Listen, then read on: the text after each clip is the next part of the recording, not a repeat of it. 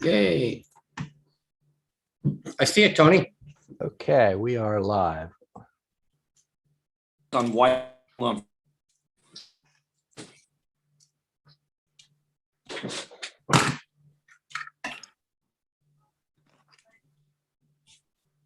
And Ed is here. So Here we go.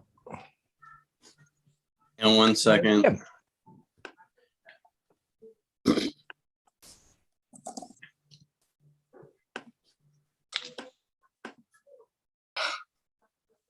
Hey, John, how you doing? Good, good. Staying busy like I was telling Martin. All right. Jim, Jeff, Jack, Tony, good to see Yeah, you. how's it going? Ed, Going good. Good.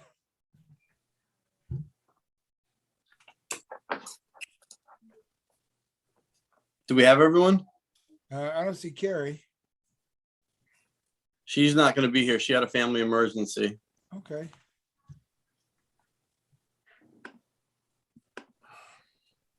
All right, so Martin, you leading the way? I'm just trying to forward this agenda. All right. So welcome to the November 1st meeting, Town Commissioners of Poolesville. We always start with the Pledge of Allegiance. Ed, you want to lead us with the pledge? Sure. I pledge allegiance To the flag flag of the United of the States, States of America, and to the to the republic republic for which it stands, one nation, nation, under under God, God, indivisible, indivisible, with with liberty liberty and justice for all. All right. Thanks for that, Ed. So first we have the Town Commissioner Committee reports. Carrie with the Events Committee. Carrie had a family emergency. She's not here. The Planning Commission, yours truly. We meet, I think it's a week from Wednesday, so I will have more information for you then. Obviously, we haven't met for a little while. Ed Reed, Fair Access and Sustainable Poolesville. What you got, Ed? Sure, I'm gonna have Jim do the fair access. I'll yield to Jim. He could do the fair access. This will Okay. Sustainable Poolesville. Well, we met last week. Some of the items that we covered, we talked about just with a pond pollinator for Stevens Park and Collier Pond. We talked about the issue of recycle bins for some of the parks. And then I know Don was looking at that they have a meeting with Tony at some point, and he has a meeting with Tony at some point. Don, that sounds familiar. I mean, Tony, that sounds familiar. All right, so they'll take care of that. One of the things we're going to do at our next meeting, there's a young student that's a 7th grader is going to join our meeting representing the JPMS Environmental Club, just coming to learn about what we do.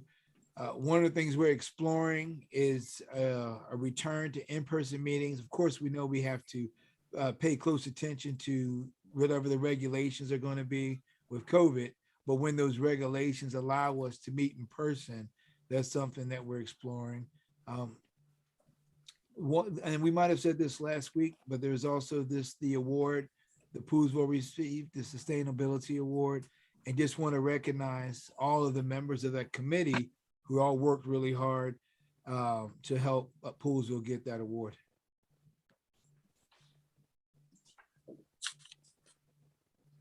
Thanks, Ed. Appreciate that. Hey, Jim, you want to go next? What you got for us on fair access? So first things first, actually, Link and I are meeting with Marilyn Bascom, who is candidate for county council. Depending on how the districts all break down, it'll be depending on actually what council position she's running for. We're going to meet with her tomorrow at 10 o'clock at the K2 Cafe, because she is very, very strong on redistricting. And she's been a sharp watcher of what's going to happen. Obviously, it plays a big role in her candidacy too. But her insight's great, and she'll be one of the favorites when it comes down to it, depending on who's running for what position and how the districts break down. This is just part of our overall canvassing. You know, if she ends up being a county council member, she's going to have to be, things. So we're not just meeting for her just for that, but we are meeting with her just versed in what's going on in the Western County and the Up County area. And on a few, so that's 10 o'clock at K2. We've also got testimony coming up, education on November 8th. A draft around to all of our guys. It's just a draft. We haven't finished the creation of our testimony yet, and I'm not sure who's giving the testimony. It'll be Link or myself or maybe somebody else, but we'll be doing that on November 8th. It'll be in front of the Board of Education. Again, we're talking about the high school. We're talking about the gym expansion, the proper gym expansion, and also making sure that the field are in the way that our athletes, our student athletes. So we'll be talking about that on November 8th. I'll send over the testimony to all the commissioners. If anybody out there is listening, I'll be glad to send it to you on email. Just send it off to you. And if you have any suggestions, we'll obviously ready to help you, have you help us. We sent off already through muster over to our citizens have sent off over 200 emails to the Board of Education on the same and the proper expansion and taking care of the athletic fields. Stepped up to send another leave out through Facebook to solicit more emails to go to the BOE as the superintendent. So look for that. It'll be coming out to you on Facebook. And this 1:30, a group of us, I believe, Ed, you're on tap. Wednesday. Wednesday. We're going to be touring the Scotland Community Center, which we feel it's at Wednesday at 3:30. And anybody that's out there that's listening, come to go. Likely we'll have one or two members with us. We've heard Gabe Albernaz is coming. We think can go. But regardless, this is part of the and the way you create the push for a community center is to create what we call that's basically program requirements. We're going to approach to getting a community center and the resource for community center to do, and thus part of this is we're going to the Scotland Community Center on Wednesday. We're going to tour that center with the people that also know how the Department of Rec, the Director of Recreation, we're going to be community center could be right-sized to something that works for us. We've already done this, the Germantown Community Center, and we definitely learned a lot. It was a great tour. This was actually years ago together. The center is completely different, and it's going to hopefully give us a nice, well-rounded view of what it looks like. We putting together just like we put together the Fair Access Committee. I always pictured it as being an all-star team of people that in Poolesville, and we're going to be putting together a committee of the citizens that actually in yet, so they're going to be drafted. This will be coming to them, but we're going to put a committee that do like that of the people that use things, users, and we're going to flesh out the use of the community center through this all-star team citizens. Be reaching out, but we're going to be looking for feedback, and the whole game plan will be to take the information that we learn from centers, feedback that we need from county council and the people that were actually, how to designate the funding, and then use our citizens' input to show the need and what would be right size for us and how it would be used. So that will all be coming together in the next few weeks. But that's it for now. A lot of fun. Hey, Thanks for Jim. that, Jim. Jeff, you're up. What you got for us, Jeff? Well, mine unfortunately is going to be short and sweet. We have a meeting coming up, so I'll have a more thorough report at the next commissioner meeting.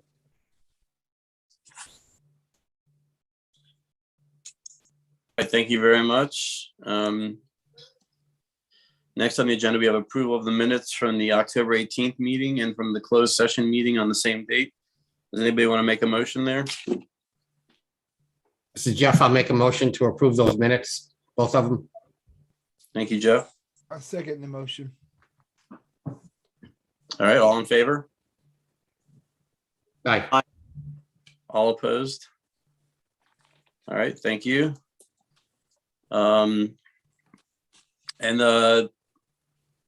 Tony, next on the agenda is public comment. Do we want to? Yep. Do we want to do that, or do we want to get? I know Kathy's waiting.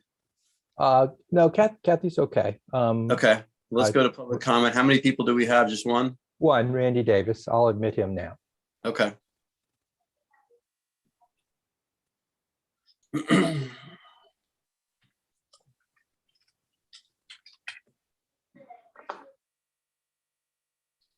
And what do we limit the public comment to? Is it 3 minutes? 3 minutes. Waiting for Randy to boot up, it looks like. Okay. Hey, Jim. Jim can hear me. I can hear you. Look for me. I should say hi to Marilyn tomorrow. She's an old friend of mine. Okay, good. Yeah. I was on her chamber board for 15 years. So she's really already, nice. and she's already mentioned that. And yeah. She's got a really, I think because of relationships with people like you and others, she's got a nice broad band of support.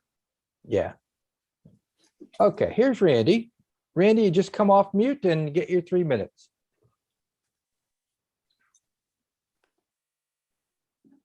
Hey, Randy, unmute. There we go. There he Hey, goes. I found it. Can you hear me now? Yes. All right, there we are. Well, thanks a lot let me just brief you a little bit about things that I've been writing about. I'm hoping most of you or all of you have read my column from last week about the old thrift shop. I invited each one of you to inquire of me of any particular concerns you might have, and I appreciate some of you who did want to chat. That's helpful. Obviously, I feel 3 minutes is quite constricted, but I'm more than happy to abide by that. As you know, my objective in my column was to make sure that we give full consideration to the use of that building for public uses for historic reasons. And I'm not against a sale to a private sector or private use. In fact, it's a good thing if someone steps forward, buys it, uses it, and is successful with it, and preserves it. That's a wonderful thing. But my preference, in my opinion, is if a town can find a use that will help us with our heritage goals, that would be even better. Fortunately, a number of things have come up since I wrote the column that are very intriguing and very outstanding in terms of opportunity. And the last one I'll speak about came in just this afternoon at 3 o'clock, even after I asked for this meeting.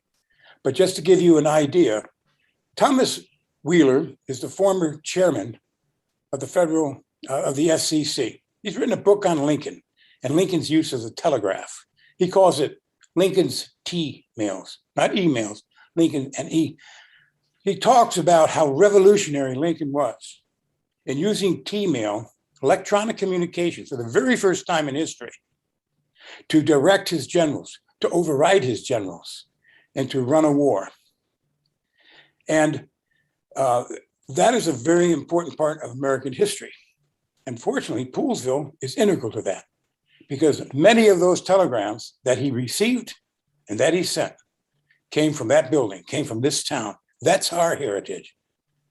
His most famous telegram that he got that is almost earth-shattering is when he discovered for the first time, by going to the Telegraph office, that General McClellan had betrayed him and was lying to him. And he was lied to because he read a telegram that spoke of the death of his best friend, Colonel Baker, who was killed at the Battle of Boss Bluffs, and whose body was brought back to Poolesville and lay in state at our Frederick Pool House.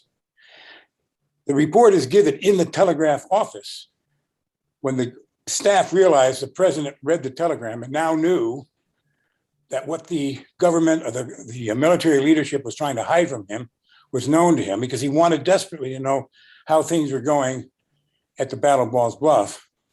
Lincoln read that Baker was killed, and he also learned at the same time that his general had betrayed him. Staff was concerned that a bombshell had been exploded. Lincoln stood there still, sat down in his chair, didn't move for a full 5 minutes. Didn't say a word. Stood up with tears running down his cheeks and walked out the building because he had learned the death of his friend. But this story is our story. That telegram he read came from that building. So I'm not worried about losing the building, but the potential use of it for tourist reasons. Now, Thomas Wheeler wrote this book, and as one of our fellow residents responded to my column, who worked with Mr. Wheeler at the FCC, and he wrote to Mr. Wheeler, and he talked about it. And Mr. Wheeler is trying to establish a museum for the Telegraph during the Civil War. Now, we're probably too far out of Washington and too small for his goals, but we could be a satellite. And can you imagine a telegraph being sent to Washington by kids in Poolesville to kids in Washington, D.C. and back and forth? And Mr. Wheeler is open to the dialogue and only raised his only concern in the initial stages was that it may be too far. Matt responded that, no, you're wrong. We're only 35 minutes outside here. And besides, people love to come to the Ag Reserve. And so that's another possible use of the facility. In addition, I've spoken to David Thoreau of Locals today, and he has a strong interest in a private sector, non-profit way of establishing an arts center in the building, which I find very exciting. And one of the biggest reasons is he would foot the bill. He could take the thing off your bill very quickly. And I think working with David would be a wonderful opportunity in that respect, because he would absolutely respect the opportunities you have for full-fledged use of that facility for historic reasons. And so I just wanted to make sure that before we rushed off and did anything, that the citizens of this town knew of my feelings, and I wanted to hear from them. And if we got nothing in back, and if the town didn't care, well, then that's their decision. But I wanted you commissioners to be fully aware of that potential. Now, I know none of you have ever attended one of my tours of the John Poole House, and I don't mean that as a criticism, but it's a fact. And I have found it very entertaining, and we would be able to attract. And finally, the third thing that came to our attention was that C&O Canal is looking for towns along the C&O Canal to have hostels, places for people to stay who are biking and hiking on the C&O Canal. And that could be also another potential use of that building. And here's something that only Randy Davis, crazy Randy, will come up with this weird idea. But can you imagine if during the summer months, there was an encampment on display of Union soldiers running a telegraph office with 15 or 20 tents set up like they would have been. And those tents then became available in the night for hikers and bikers as a informal hostel. We would have the bathroom facilities inside. Showers could be made available. Remember, they're riding a bike and they're hiking. The alternative is for them to pitch their own tent, cook their own food. And in this way, they would come in, use our tents, and then we would have our restaurants. That's just something else the C&O Canal would do. Finally, in terms of the financing, Matt Quinn brought this out. When it comes to the Telegraph Museum, obviously the funds that might be available from Verizon, from AT&T, from all of these entities, and from the connections that Mr. Wheeler could bring to the table could probably well arrest a lot of our concerns about the cost. So that's where we're at. That's what I've heard from the column. Okay. I would like to, I'm talking to people who have voiced tremendous ideas.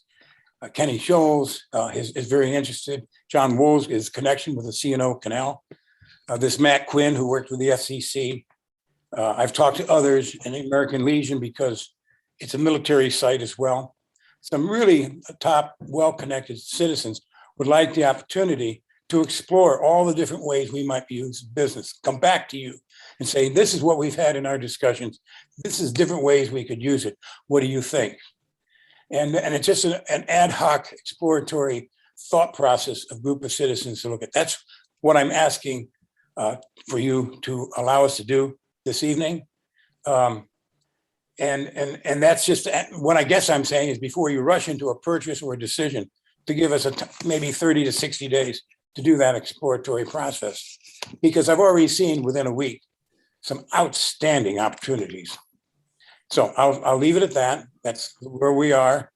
And if you have any questions, let me know. Well, Randy, I just I just want to be clear about, yeah, so these are just unbelievably amazing possibilities, to bring more interest into Poolesville. But for right now, right, your ask, your request is don't take any sale of the of the former thrift shop until several of the folks that you have mentioned see if there's some life to these ideas, right? Yeah, the idea of what to do with the thrift shop has just been opened up to the community for the first time. Yeah, and yeah. I'm not talking about my column alone. The very fact that it was closed, the discussion really wasn't brought up about what to do with it. And I know the commissioners have been thinking about it and talking about it. All I did is bring that knowledge and that discussion to the general public. Right. We took what you've been talking about internally and opened it up to the community, say, what do you think? Do you agree with me? If you do agree with me, but what I wanted them to understand is a serious history that's behind that building. Okay, so I laid the groundwork for that, and then I explained in there. So yes, that's all I'm asking for now is a time to put this ad hoc citizens group together. It's not a permanent. It might lead to a history association. It might lead to a group of people that will reconstitute Poolesville History Day. They're all superior individuals in the community who know our history, are involved in our history in one manner or another. Mm-hmm. Well, Randy, thanks for all that. I can tell you right now that this is not something that we're going to rush into. I mean, this has been on the back burner for a long time, and it's not going to be, I don't think there's any decisions that are going to get made anytime soon. That said, like, do it, keep doing what you're doing. And like, I can't imagine we're going to like have any kind of a vote to do anything with a thrift shop anytime soon. I personally don't think, I can guarantee you anything, but like, like I said, it's not something that's a big priority right now. Like, we're not going to rush into this. Yeah. Somehow the building's made it 200 years. So decision this week, I think we'll be okay. Right. Yep. Yeah. Looking forward to hearing more. My major purpose was just to demonstrate with 1 week. And yeah, some of these ideas probably sound rather fantastic on the surface, but they're not far-fetched. I do think there will be a national museum for the Telegraph during the Civil War, because it was a monumental change in world history. For the first time in history, a world leader directed his military at war with direct communications, immediate. This never happened in the entire world before. It is the first use of electronic communication, something that is the roots of AT&T and the roots of Verizon and all of our telecommunication industry. And it really was an astounding, and we played a critical role in that. They didn't Tony, Tony, what did you had your hand up? Yeah, thanks, Martin. I just wanted to point out, kind of put a capstone in this was that, the process for surplusing a publicly owned parcel is long and complicated.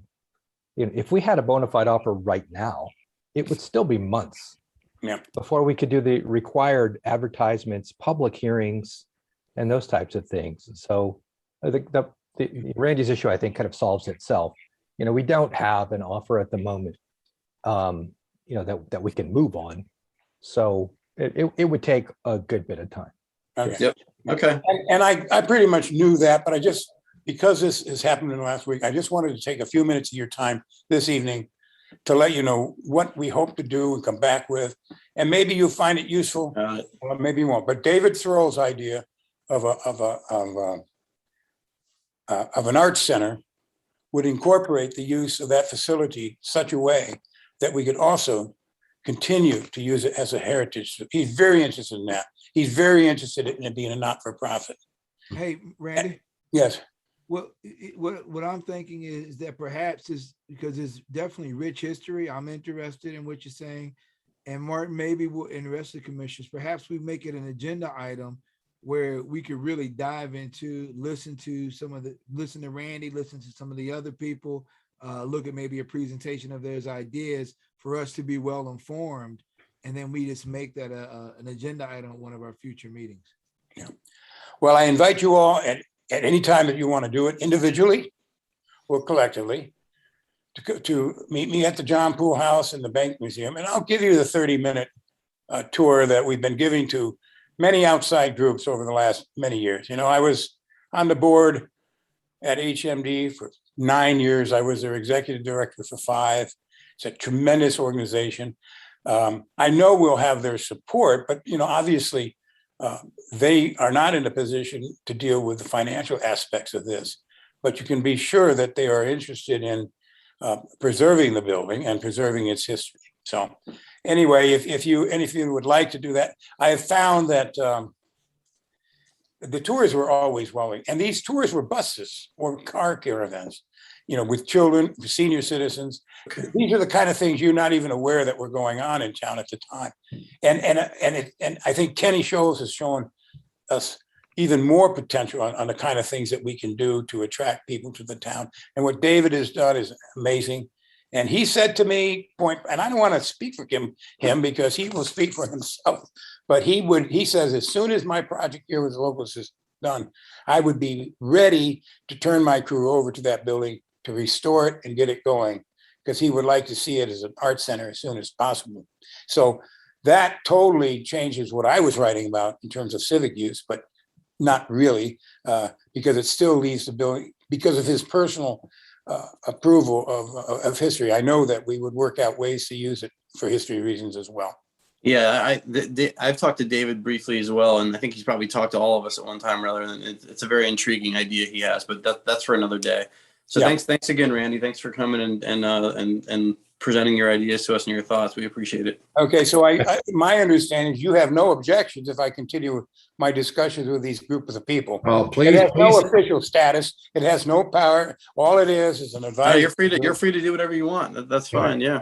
Okay. Randy, I'm very supportive of your efforts and your ideas and your energy and enthusiasm on the subject. I think it's just absolutely fantastic. Thank you. Thank you, Jeff. Yep, okay. I agree. All right. Thanks, Randy. Thank you, everybody. Bye-bye. Randy, take care. Thanks, Randy. Okay.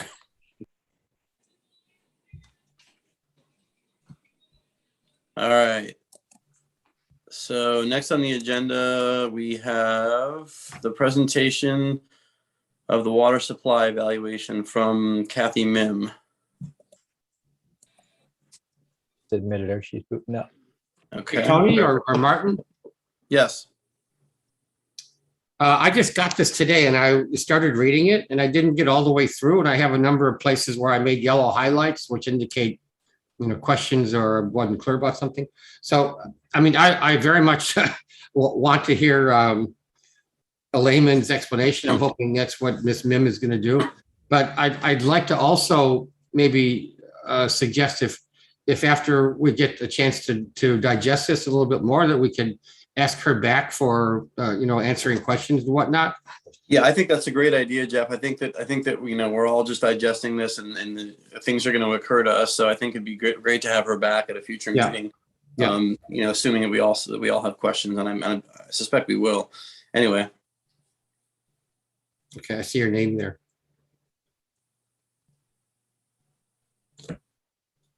Well, she was on before, so I assume she'll be on momentarily.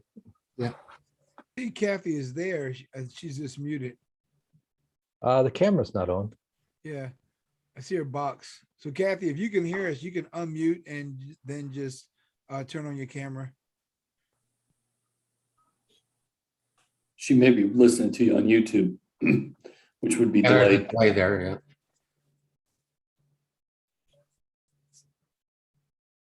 Or maybe if someone has her number, you could text her and tell her we're ready for her. She's been admitted. I just sent a message. Thanks, Tony.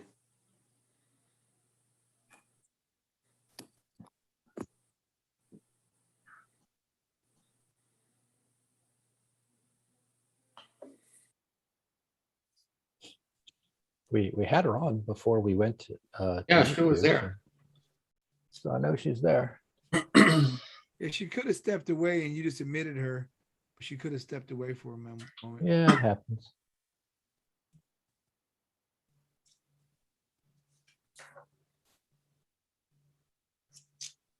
There we go. Oh, yeah. All right. Sorry. Oh, very Hey, good. Kathy. Hi, Kathy. I'm sorry. A box came Welcome. up, something about being live streamed, and I ignored it, but apparently I had to click on that in order to be let in the meeting. So I apologize. I was trying to unmute and start the video. Can you hear me okay? Yes. Yes. Okay. I guess I'll start. I have a presentation. I'll start sharing my screen.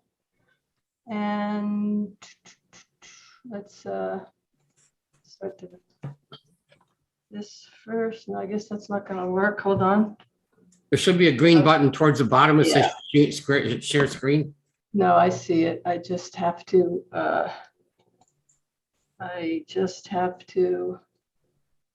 pick the right screen. There we go. Okay. Yep, I see it. Okay.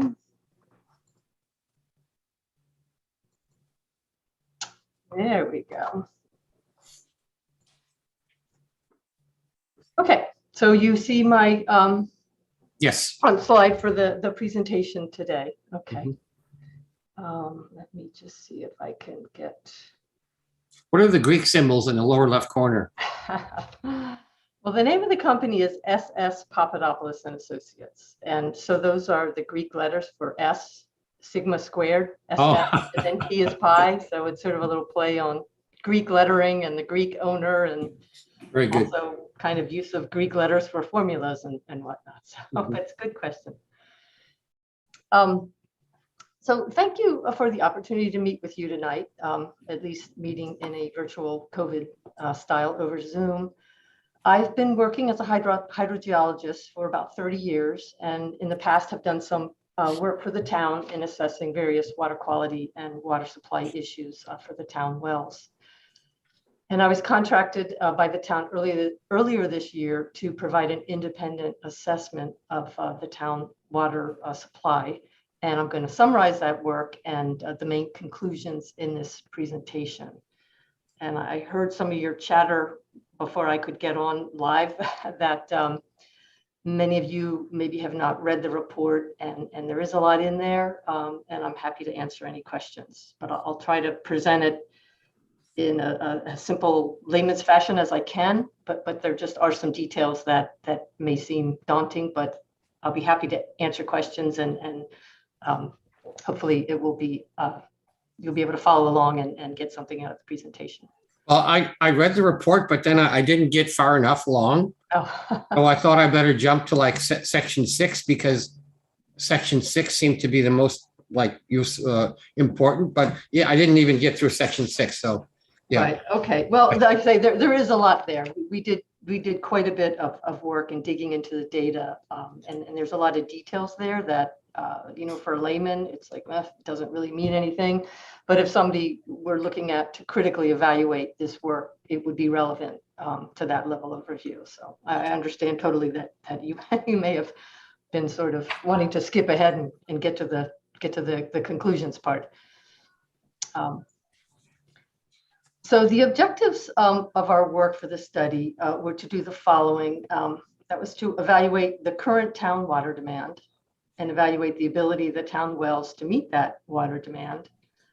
And then also consider the impacts of potential town growth and foreseeable climate change on the water demand and the ability to meet that demand. And I want to emphasize that the work that we did was only looking at the town water supply wells, nothing to do with the wastewater treatment or any other aspects of the water supply. It was only the performance of the supply wells. So I translated these objectives into a series of questions, and my presentation and the report also follows in a format to answer these questions. And hopefully this will make some of the conclusions more clear as we move through the presentation. And some of the questions were, how does the town water use compare to the permitted use? The permitted use, I'm referring to the Maryland Department of Environment authorizes water allocation and use permits for each of these wells. So how does the town use compare to what the MDE has said can be used?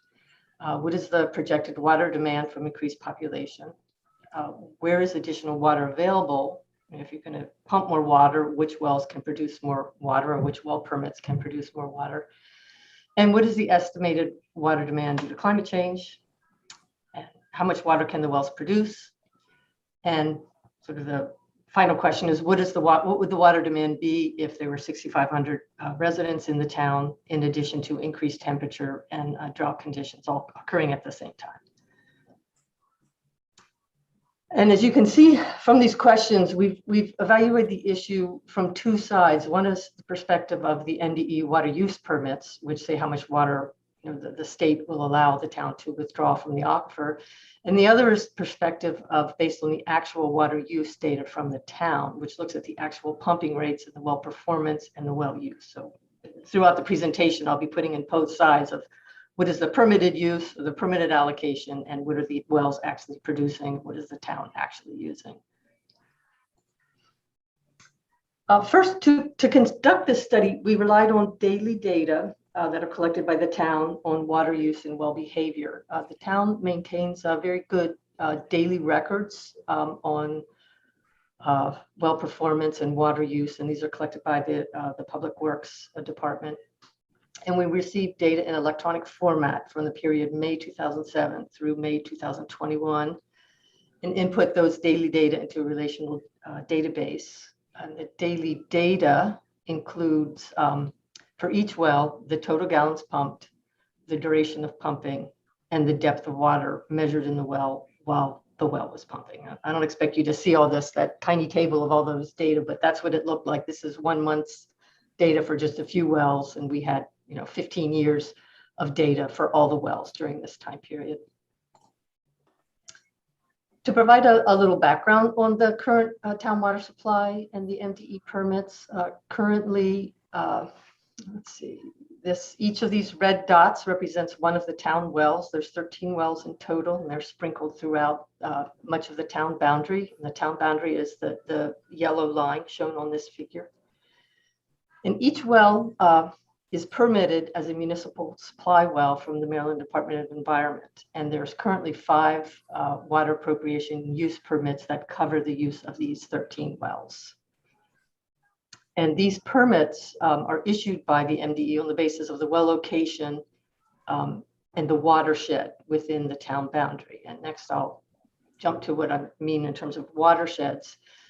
There's 4 watersheds in the town boundary as shown as these figure. And these are essentially the catchments for the streams that drain through the town area. The black line shown here is the town boundary.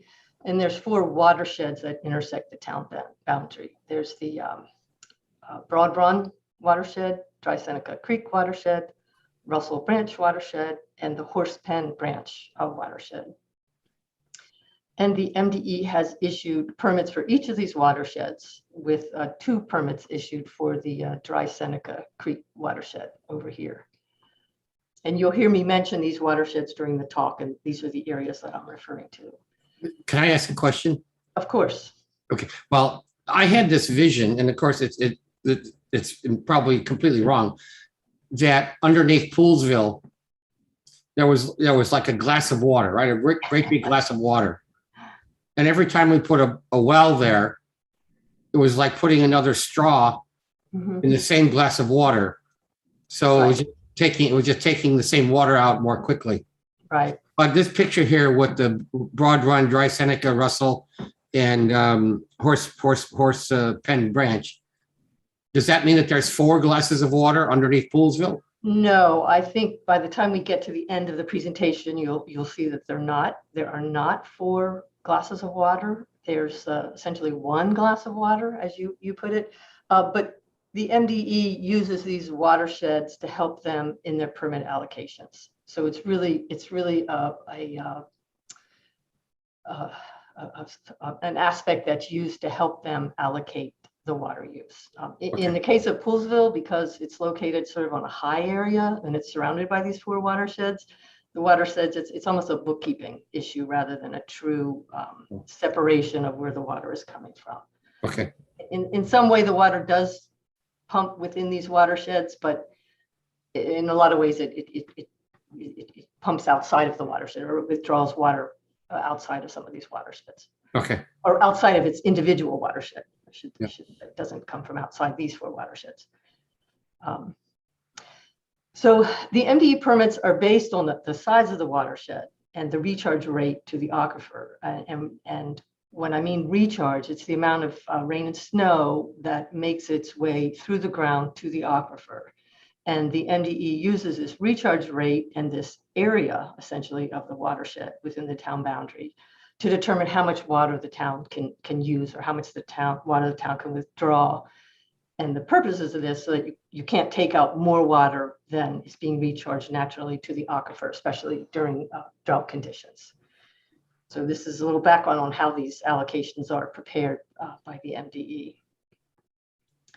And each of these permits, each of these 5 water use permits have 2 withdrawal rates, and you'll hear me say these withdrawal rates repeatedly throughout this presentation. One of them is the daily average withdrawal of gallons per day on a yearly basis. So it's a yearly average of the daily water withdrawal. And the other is the daily average for the month of maximum use. And this is, it's a number that's usually much higher than the daily average on a yearly basis. And it's to account for summertime or other extremes in water use that are beyond the normal water use throughout much of the year. So what do these allocations look like? I have 5 little brown sort of boxes, and each one of those outlines one of these MDE water allocation and use permits. The first one, this is just a permit ID. These are the wells that are under that permit. This is the watershed. This is the Horsepen Branch watershed. And this is the permitted daily average in gallons per day that the town is allowed to withdraw from these wells under this permit. And then the 388,000 gallons per day is during the month of maximum use for these wells under this permit. And the same goes down for the other Dry Seneca Creek permits, Russell Branch and Broad Run permits. So in total, the daily average in total of all the wells is 650,000 gallons per day as a daily average throughout the year. And the month of maximum use total of all these permits together is 910,000 gallons per day during the month of maximum use. And these are the current permitted withdrawals by the MDE, which leads us into the first part of the first question that I had posed at the beginning of the presentation, and is how much does the town how much water does the town use, and how does that compare to the MDE permitted use?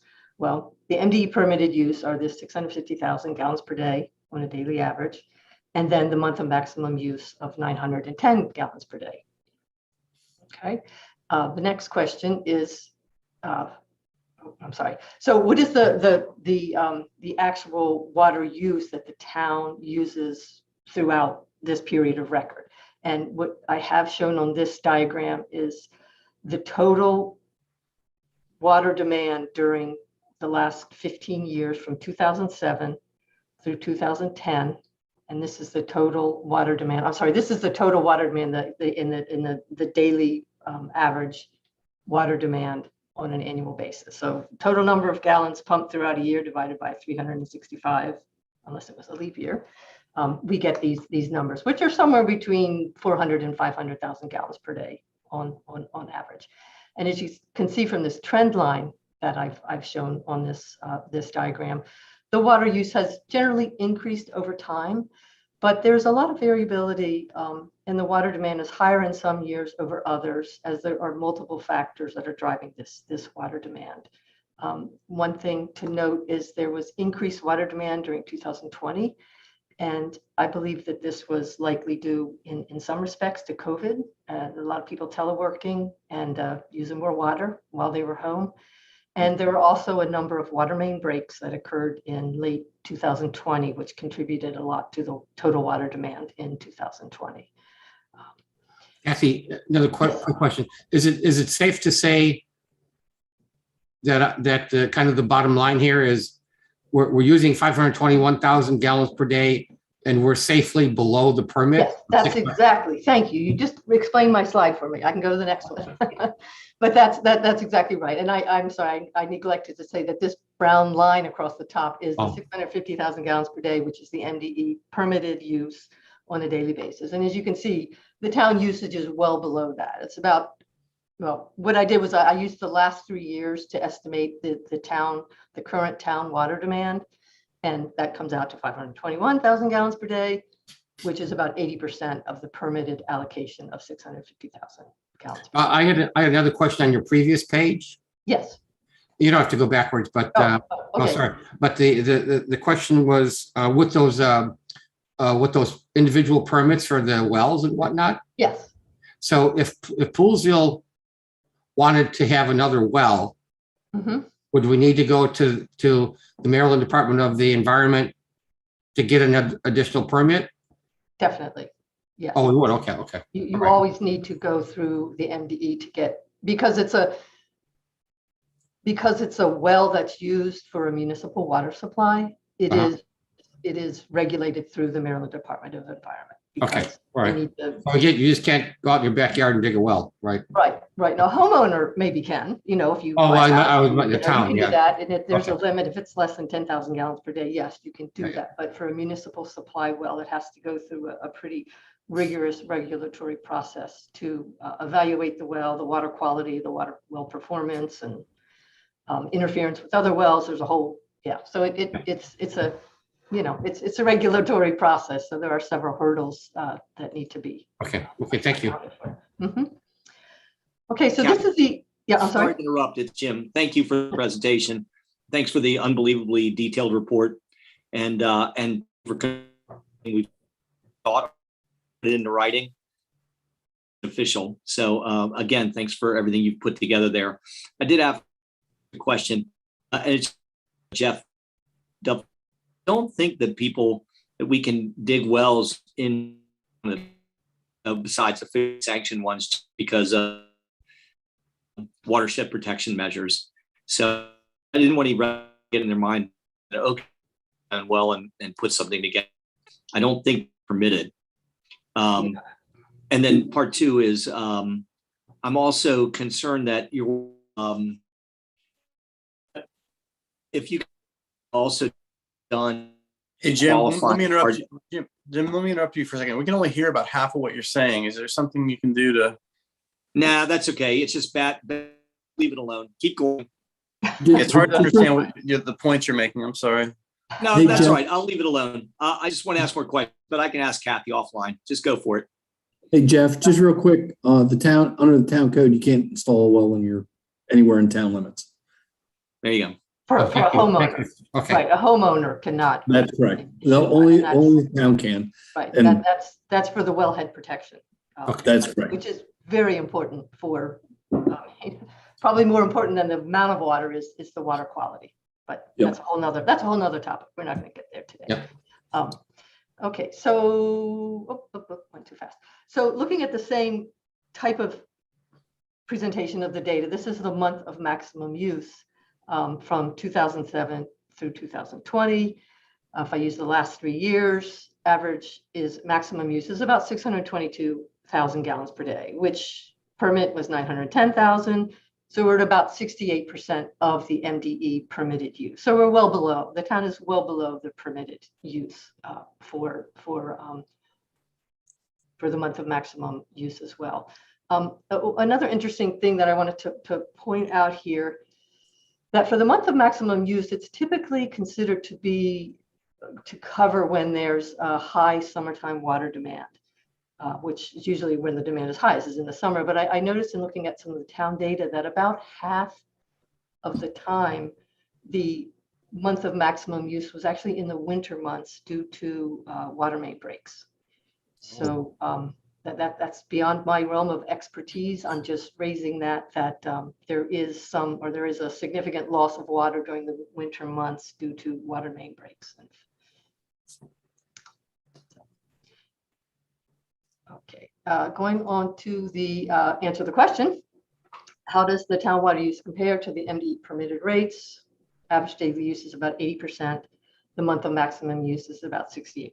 So again, it's well below the allocated water use rates. So moving to the next question, what would the projected water demand be from increased population? So to look at this question, the current town master plan puts a cap of 6,500 town residents for the town currently. And based on the 2020 census, there are about 5,750 town residents. At about 50 more people, 14 homes were built in 2020. We get a number at about 5,800 persons, or for 5,800 residents in the town in 2020. This leaves a potential growth of about 700 persons before reaching the 6,500 person cap mandated or described in the current town master plan. If we look at census data, it's about 3.5 persons per home. So this translates to about 200 homes in general terms. And as far as the water demand from an additional 700 people, I've used a standard rate of 100 gallons per day per person, which translates to a total of 70,000 gallons per day additional water demand for an additional 700 town residents. And that 100 gallons per day per person it's a generous allotment. When I look back at the town data, it's usually less than that. It's about 80 to 90 gallons per day per person, looking at town water use and population. So 100 gallons per day, I feel is a generous estimate for the impacts on water demand of additional residents.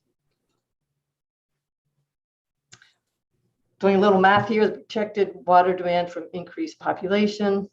We take our daily average, 521,000 gallons per day, at 70,000 gallons per day, we're up to 591,000 gallons per day. Compared to the permitted use of 650, we're now at about 90% of the permitted use.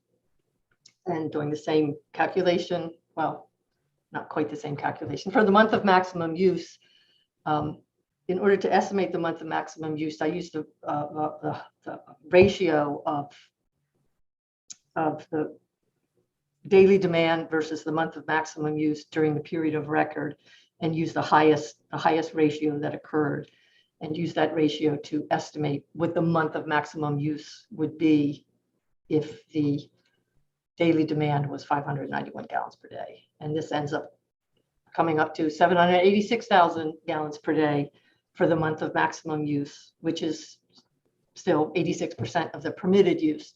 So the current MDE permitted rates are sufficient to supply the water demand for 6,500 persons.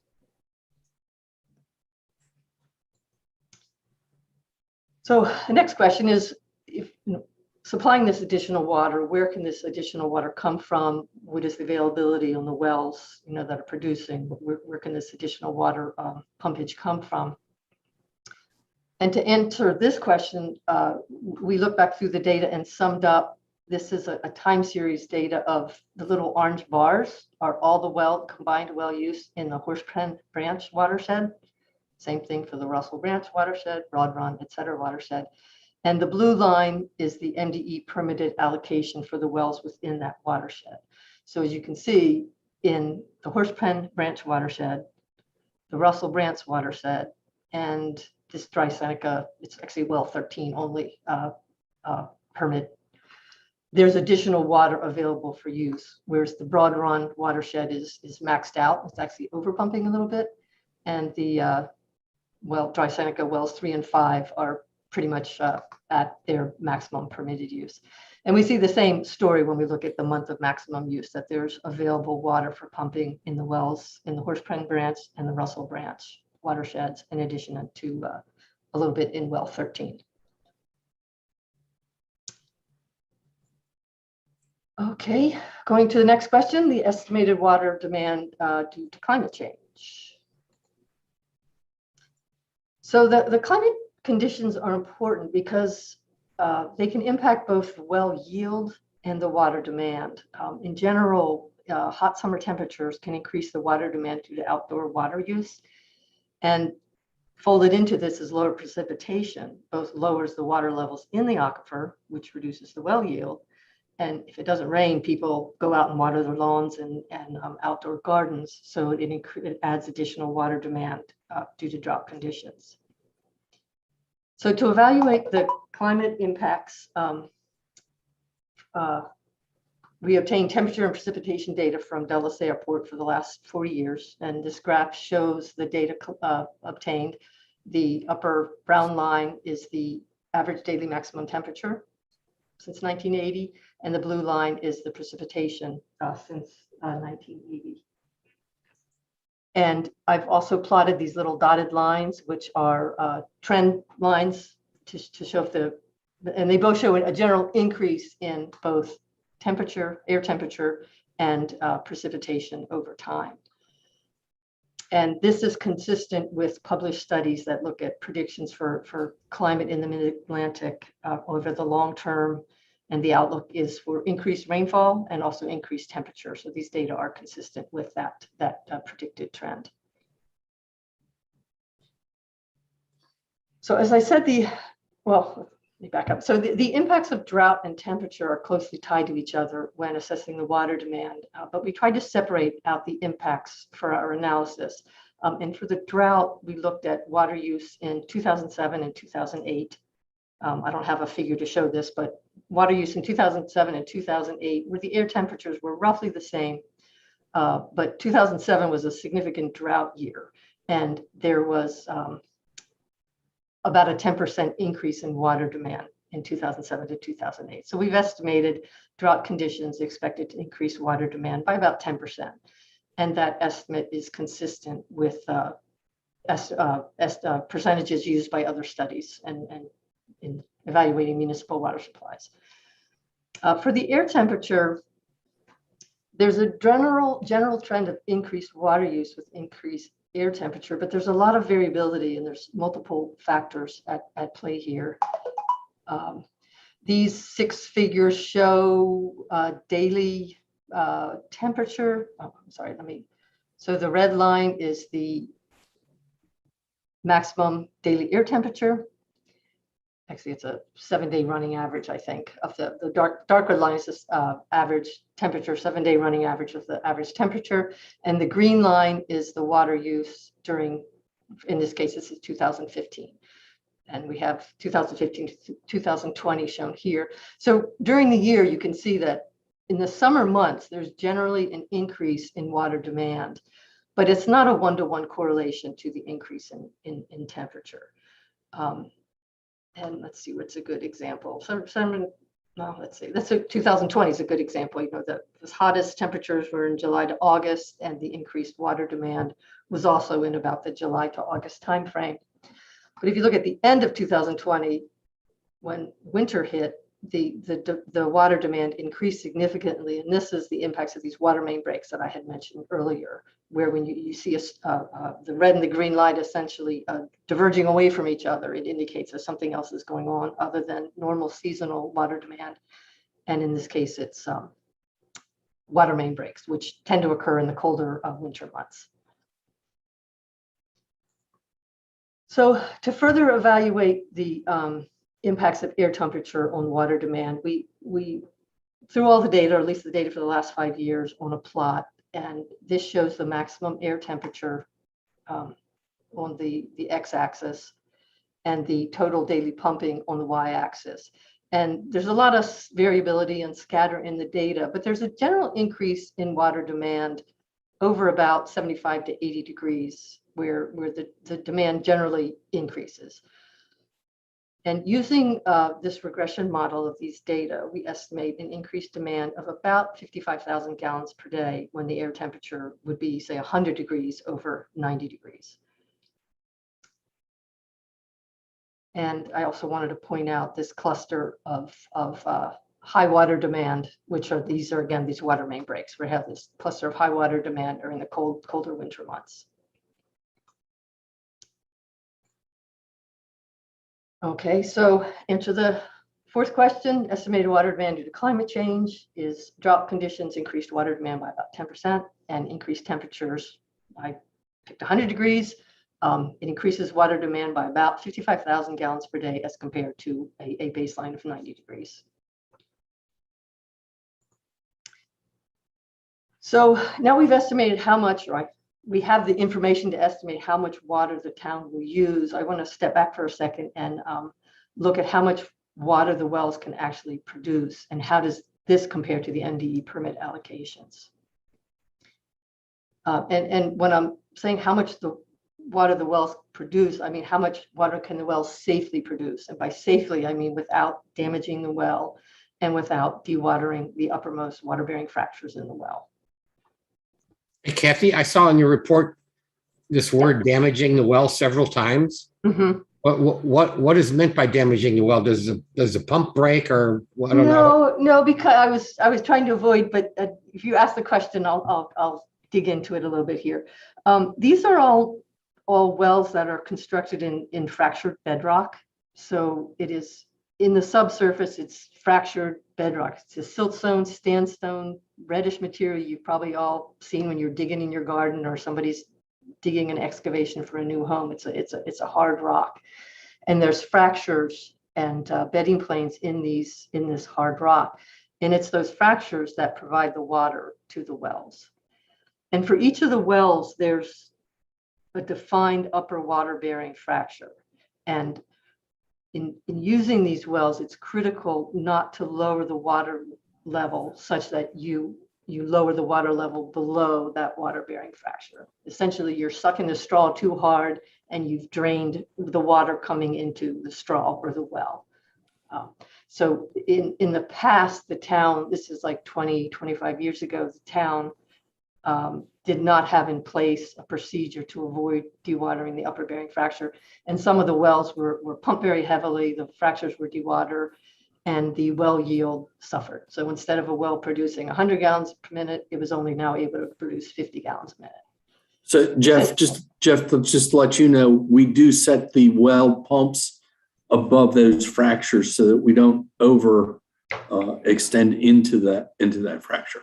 Right, yeah. The town's done a great job of implementing this very careful procedure to be sure that these fractures are not dewatered. Okay, thank you, Mr. Strong, and Kathy, thank you. Yeah. No, if you have questions, please just ask, because I don't want to be talking and have people totally confused, because that's not my objective here. Let's see, where was I? Okay, so damaging well and not dewatering fractures. Okay, so as far as well performance and the well yield for these wells, the MDE, when they issue the permits on the water use, they base those well permits on aquifer test data. And there's a whole procedure for estimating the well yield. But what we've done is looked at the operational data from the last 15 years for these wells and estimated the well yield based on the well performance, and specifically looking at periods of low precipitation or drought periods during the period of record. And the data that we looked at were the data provided by the town, which is the daily data on the gallons pumped, hours of pumping, the water level measured in the well, because the water level, remember, is important because it tells you whether you're not dewatering this upper water-bearing fracture. And the assessment overall was challenging because the wells are cycled on and off. They're not run 24/7. And each well behaves differently. There's multiple factors at play, but the assessment seemed worthwhile as it provided an independent look at the well yield based on these operational data. Next, I'll go through two examples to show you what the data looked like and where we ended up estimating the yield on these wells. The first one is well 5. This looks like a whole lot of data here, but let me just explain that the blue dots are the depth of water measured in the well while the well was pumping. Oh, actually, let me say here. So first is we start in January 2007, and this is a time series across through 2021 is at the end, the right-hand side of the graph. And the blue dots are the depth of water measured in the well. And it's plotted so that like when the water levels are going down in this direction, the water level is actually lower in the well. So the pump well is pumping, the water levels are dropping, and then the water levels rise up again. And if you look at the data in terms of where it is during the year, there's commonly the water levels decline in the summer months and then recover in the winter, decline in the summer months, recover in the winter, et cetera, all through pretty much through the period of record. Now, the little orange dots are the well yield, and this is plotted on the y-axis, the axis on the right side in gallons per minute. And see, so 100 gallons per minute is this line here, and the well yield during the summer months declines to about 90 gallons a minute, rises again, and fluctuates during the year. And the little green dots on the bottom are also important because they are the number of hours per day that the wells were pumping. And most of these wells are not pumping 24 hours a day. They're pumping about 15, 18 hours per day. But there's a few periods for this particular well. I'm looking at 2012 data right in here, where the well's pumping about 24 hours a day. 2012 was a drought year. And we can see that the well yield declines to about 90 gallons per minute during this drought year when pumping at about 24 hours a day, which is a good test of the well yield based on operational data. Similarly, there was a large aquifer test conducted on a number of wells back in late 2009, where this particular well was pumped at, I think it was like 90 to 95 gallons per minute for 60 days straight without turning off. And those data are shown in here. Okay, so the well yield dropped to, well, the well yield was about 90, 95 gallons a minute. And if we look at the response in the water levels, even pumping for 60 days at this 90, 95 gallons a minute, the water level in the well dropped to about, I don't know, 175 feet or so. But this is an important number up in here, which is the depth of the upper water bearing zone, which for this particular well, it's very deep. It's 390 feet. So that's way somewhere down off the bottom of the figure. So for well number 5, the well's able to produce during drought conditions at 90 gallons a minute without dewatering the upper water bearing fraction. So we estimate for this well, 90 gallons per minute as the minimum sustained yield during drought conditions. You compare that to the MDE estimate, they estimated 100 gallons per minute based on original aquifer tests on the wells. And these are pretty close. I'm not saying the MDE was wrong. We're just providing perhaps a little more conservative estimate based on the operational data. And I'll just share one more example for you. This is well 8. Again, our scatter of all the depth to water in the well. In this case, the upper water bearing zone is at 217 feet, which is, I don't know, somewhere down in here. And we've maybe at times approached the upper water bearing zone, but I'm sure the well would have turned off if it got close to that. But we don't see the significant drop in well yield over time for this well during the summer months. And we estimate the well yield for this particular well at 50 gallons per minute, which is about in here, this line in here, compared to the MDE estimated 60 gallons a minute. So they're pretty close. So we did this same procedure for all 13 of the wells. And the summary of that exercise is shown in this table here. For each of the wells, I've grouped them according to their well permit. And this number here is the total well yield in a year based on the yield estimates that we developed for each of these wells. Okay. Total all these together, we get a value of about 932,000 gallons per day that these wells can produce if they're pumped at full bore 24/7. And comparing that number to the MDE permitted rate and also the MDE month of maximum use, it's a pretty good situation. You know, the wells can produce this MDE permitted rate of 910,000 gallons per day during the month of maximum use. So you wouldn't want to have to run this all the time because it may not be sustainable and you wouldn't want to test the system that far. But certainly for the month of maximum use and emergency conditions, there's plenty of water to be used from these wells. Yeah, go ahead. Kathy, is that the same information that came from table 10? Because I had circled some numbers on there. Oh, probably. Let me see. Table 10. It's near the end. It probably is. Oh, no, table 10 will be later. But Okay. this comes All into right. play, this 932 comes into table 10 also. All right. Okay. Thank you.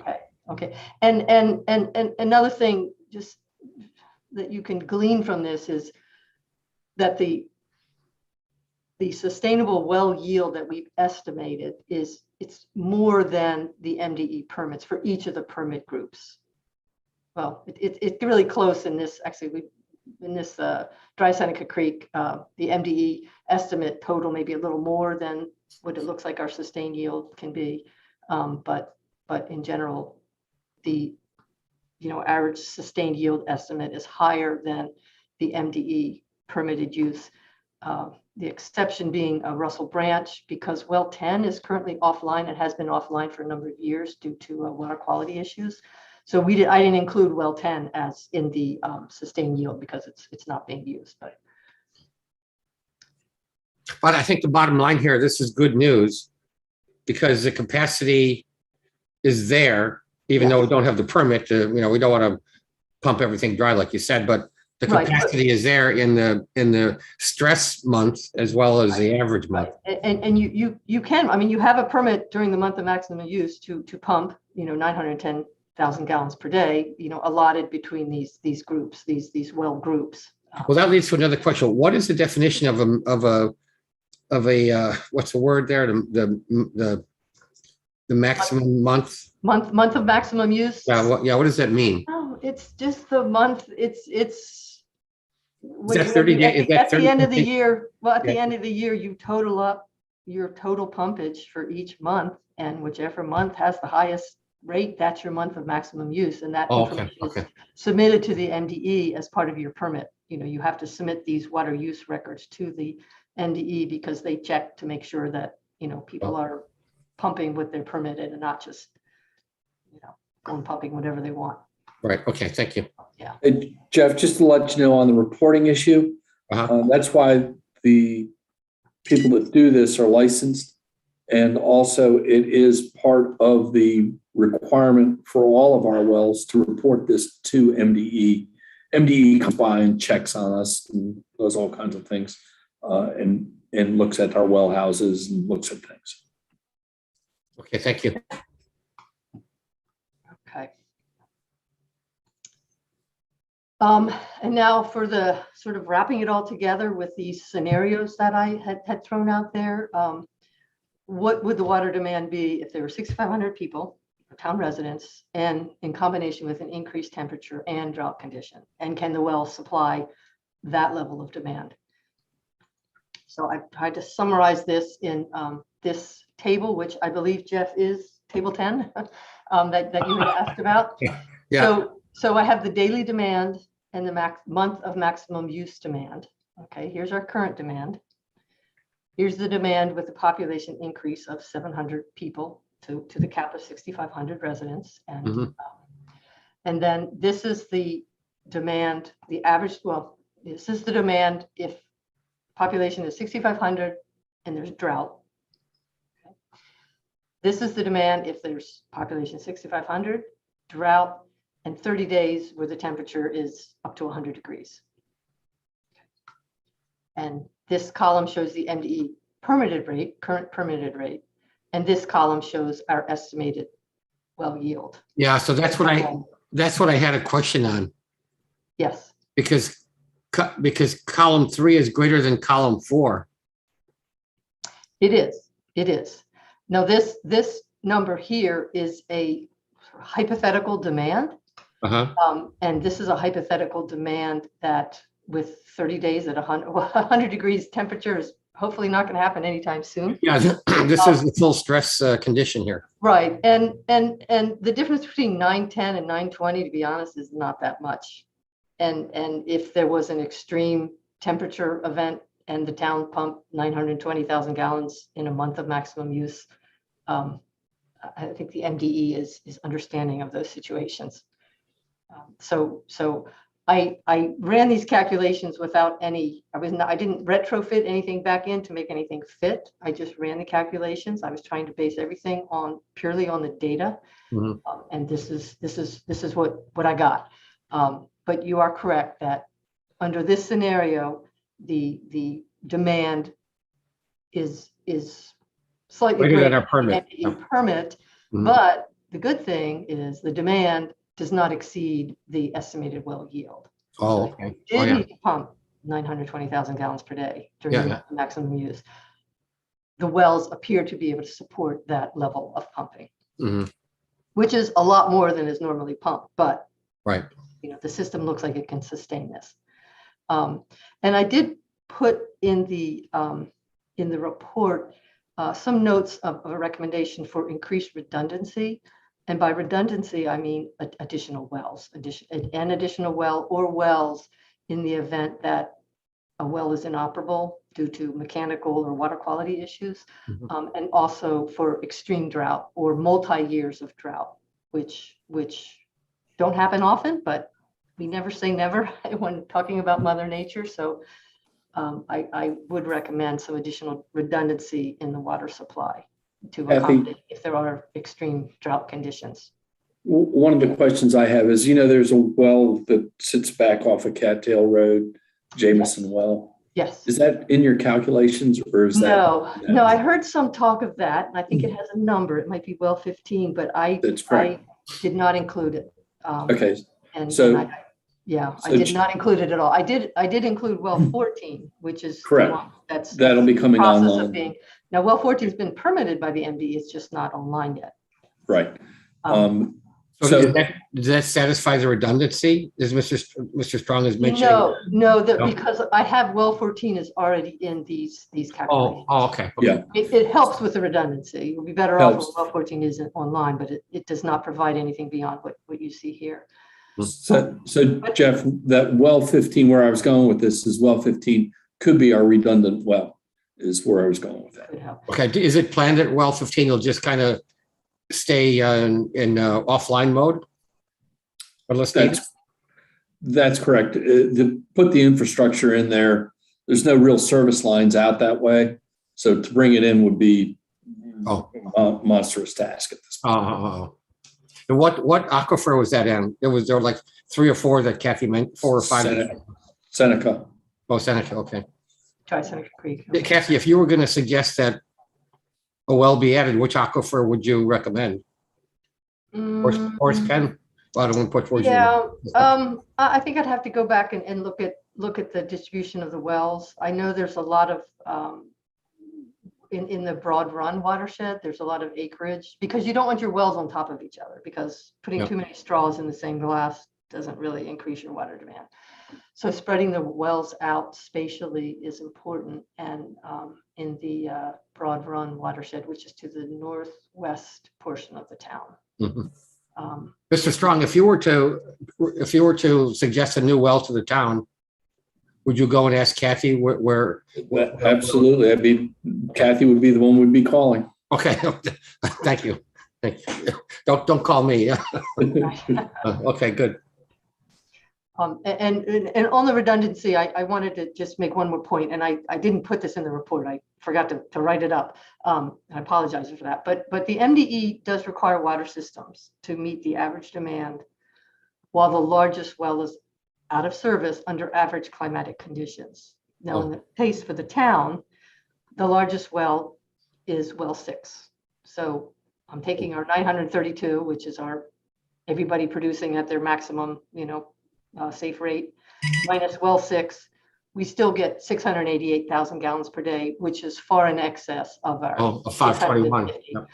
So from the MDE's perspective, you have sufficient redundancy, but because wells can go offline and there can be drought impacts and also, this increased demand that may be occurring, I was recommending some additional redundancy, more than the bare minimum in this case. Okay. So we're almost done. But if I can just very quickly go through one more thing, which is also in the report. But we developed a groundwater flow model, which is a numerical simulation of the groundwater system. And we developed this groundwater flow model to evaluate, one, where the pumped water was coming from within the aquifer that was being withdrawn by these wells. And then also to predict the water levels in the aquifer under 4 scenarios. And getting back to Jeff's question of what do you care about the depth in the well and these fractures? Well, this little block diagram shows a fractured bedrock aquifer. The blue lines show that there's a fracture and it's filled with water, which is a good thing. In this particular well, this well is intersecting 2 main fractures. And at all times, you want to keep the water level in this well above this little blue line, which is the upper water bearing fracture. Remember, when you turn on a well, the water level in the well will drop. And it'll stabilize after a certain period of time.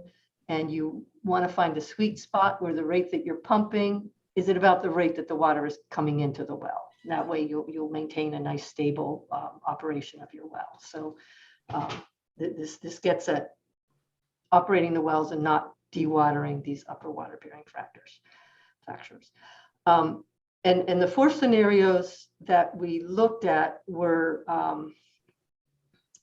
one, just average pumping conditions, like the 650,000 gallons per day, with average recharge, which is about 8 inches per year.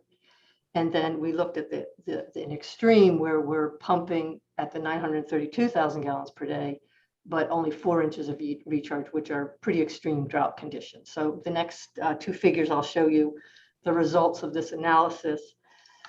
This figure with all these brightly colored blobs, this line shows the town boundary. The pink line marks the 4 watersheds marked in here. These little symbols are the wells, and each well has a color associated with it. And the aerial extent of that color indicates where the water that is being withdrawn that well, where that water comes from. Okay. So most cases, or in some cases, the water remains within the watershed. But in some cases, like well 5, the water comes, well 5 is located right on the watershed boundary. So not surprisingly, it withdraws water from both sides of that watershed boundary. But also many of the wells withdraw water to the northeast of the town. And this looks a little misleading because the water originates up in this area and actually flows under Dry Seneca Creek and then is withdrawn by the well down in the blobs that are near the wells within the town boundary. So even though this shows a blank area, there's actually water flowing, deep groundwater flowing beneath the creek and being pulled into well 13. So does that mean we have to be concerned about development outside of Poolesville that may yes. be sitting on top of the water source? Right, and that's a very good question, because I'm pretty sure that I looked at the current wellhead protection area around the town, and that these areas are encompassed in the current wellhead protection. But I should go back and double check that. I know the wellhead protection area extends up to the northeast quite a bit, because I always thought that's where this water is coming from. And indeed, at least this simulation indicates that yes, the water is being drawn in from areas to the northeast of the town, and not just within the watershed boundaries. But on top of that, does that open up a question about, I'll just use the word septic tanks that might be in the vicinity of this area up, beyond the town boundary? Yeah, septic tanks can be a concern, although, just household use tanks and the depth that these waters are traveling before they're withdrawn by the well, I wouldn't be particularly concerned with individual private septic tanks. Okay. Just a well, a homeowner and, residential use. Right. Okay. That's an excellent question, and septic tanks are definitely a concern, but in this case, it's far enough away and there's enough filtration and depth that this water has to travel. Does the wellhead can't do much about it anyway. I mean, if private well owners outside the town boundary have septic tanks, it's like, well, that was going to be my next question. Does the wellhead protection allow us to have any voice in what happens in that area? I think you probably have to consider some legal and regulatory issues for that. Okay. As far as private well, homeowners and their use of their property. Mhm. That's getting in a, that's a whole other area. Okay, all right. But certainly industrial use and other matters, the town has put in place the wellhead protection program with specific limitations on some uses of property Uh-huh. within this boundary. Jeff, just to add on to that, Montgomery Yeah. County is the one who issues well permits for, Right. and that's really what you have to be concerned about. It's not the individual septic areas, but the wells, and they're being constructed correctly. So Montgomery County is aware of the wellhead protection area, Mhm. and they're the ones who would issue the permits for Montgomery County. Okay. That way. Thank you. Yeah, and just getting back to that, I forgot to advance my slide. These little lines here, these little faint blue lines show the predicted water levels during this simulation. And in all cases, the water levels predicted in the aquifer are well above the uppermost water yielding fracture. So let me just real quickly show, this is the next scenario where we're pumping 932,000 gallons per day, which is a lot of pumpage, and 4 inches of recharge, which is pretty much extreme drought conditions. And if you compare these two slides, there's a much broader area that's contributing the water to these wells. Mhm. And yeah, it's a much wider area, but even when we look at the predicted water level declines, the water level declines are obviously more significant at this pumpage rate than the prior scenario, but still the water levels remain above the uppermost water yielding fracture in the area near these wells. So just another test and that the 932,000 gallons per day is a reasonable pumpage rate, at least for short-term month of maximum use conditions. Mhm. And one thing we didn't take it upon ourselves to look at well interference in any of these scenarios. That's a whole nother level of analysis, but anyway, that's not taken into account in this analysis. So I think that's it. So we're to our conclusions. I'll just read through them real quick. The permitted MDE water use allocations are sufficient to meet the current demand. The permitted water use allocations are sufficient to meet the demand if population increased to 6,500 residents. Our estimated minimum sustained yield for all the wells is 932,000 gallons per day. And that yield is sufficient to provide MDE permit allocations. Okay, and then again, that's under drought conditions. If there's no drought and there's lots of rain, your wells can produce a lot more than that, but this is under drought conditions. And drought conditions expected to increase the water demand about 10% during the year. Hot summer days expected to increase the demand about 55,000 gallons per day on average, and that's also about 10% due to the hot summer days. The current well field, in the scenarios we looked at from table 10 in the report, the current well field is just sufficient to supply the population increase to 6,500 drought conditions and 30 days with air temperature at 100 degrees. And because we're getting close to the predicted sustainability of pumping, additional wells would add redundancy to the water supply. In the event an existing well becomes inoperable and we're impacted by water quality issues or extreme drought conditions occur. And I think that's all I have. So, Well, this is a perfect ending slide because I have a question for Mr. Strong. Or maybe it's you, Kathy. The water tower, right, holds, I know, some gallons of water. So if a well is offline, I guess this is for Mr. Strong, does the water then come from the water tower instead of from the well temporarily until you get the well fixed?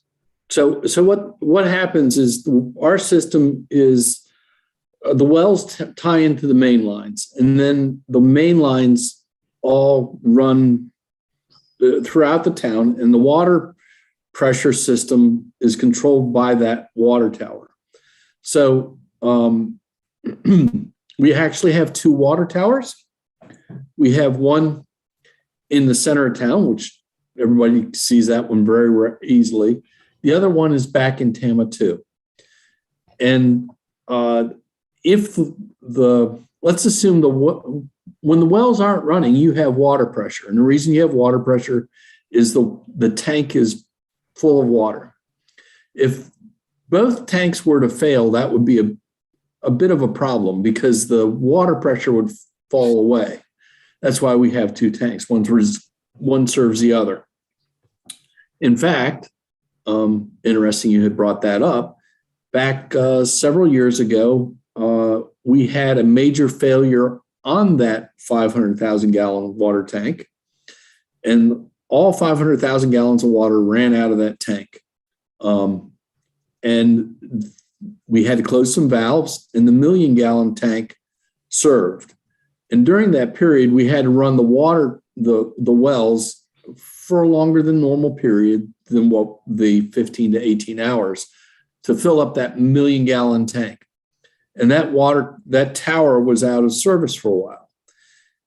2 years ago, back in 2019, I believe it was 2018, 2019, that 500,000 gallon tank again was emptied out because we had to repaint the inside of that 500,000 gallon tank to service it.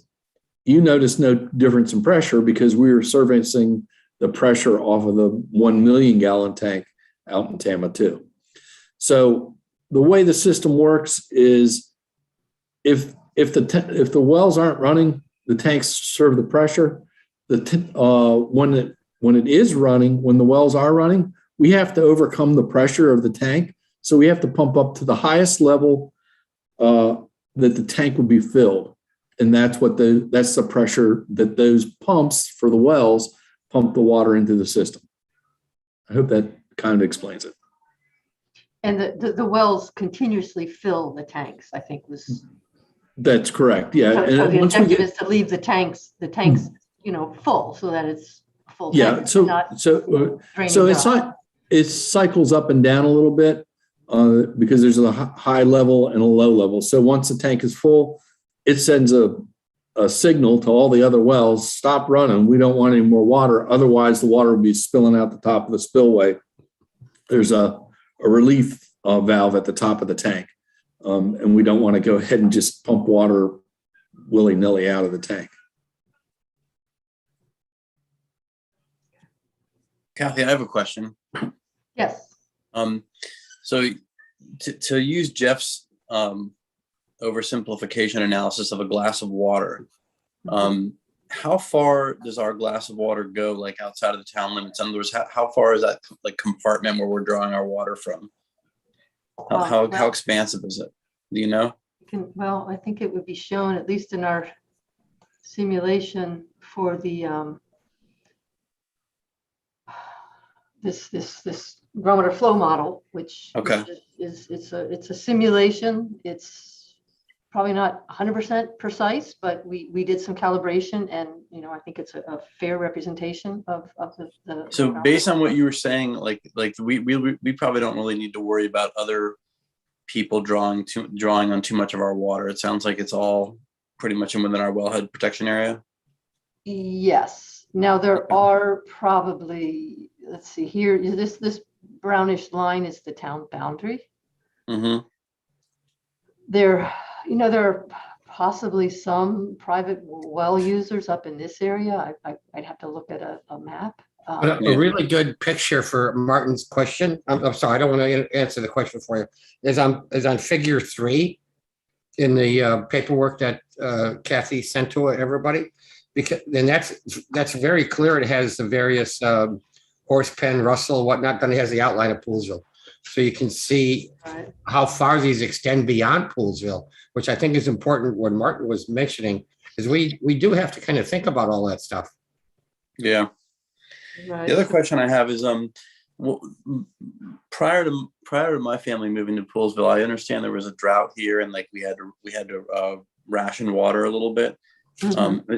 And was that just because of lack of wells, or was that like the glass of water had gotten too low? This was probably, I don't know what year was that. It was probably quite a while ago.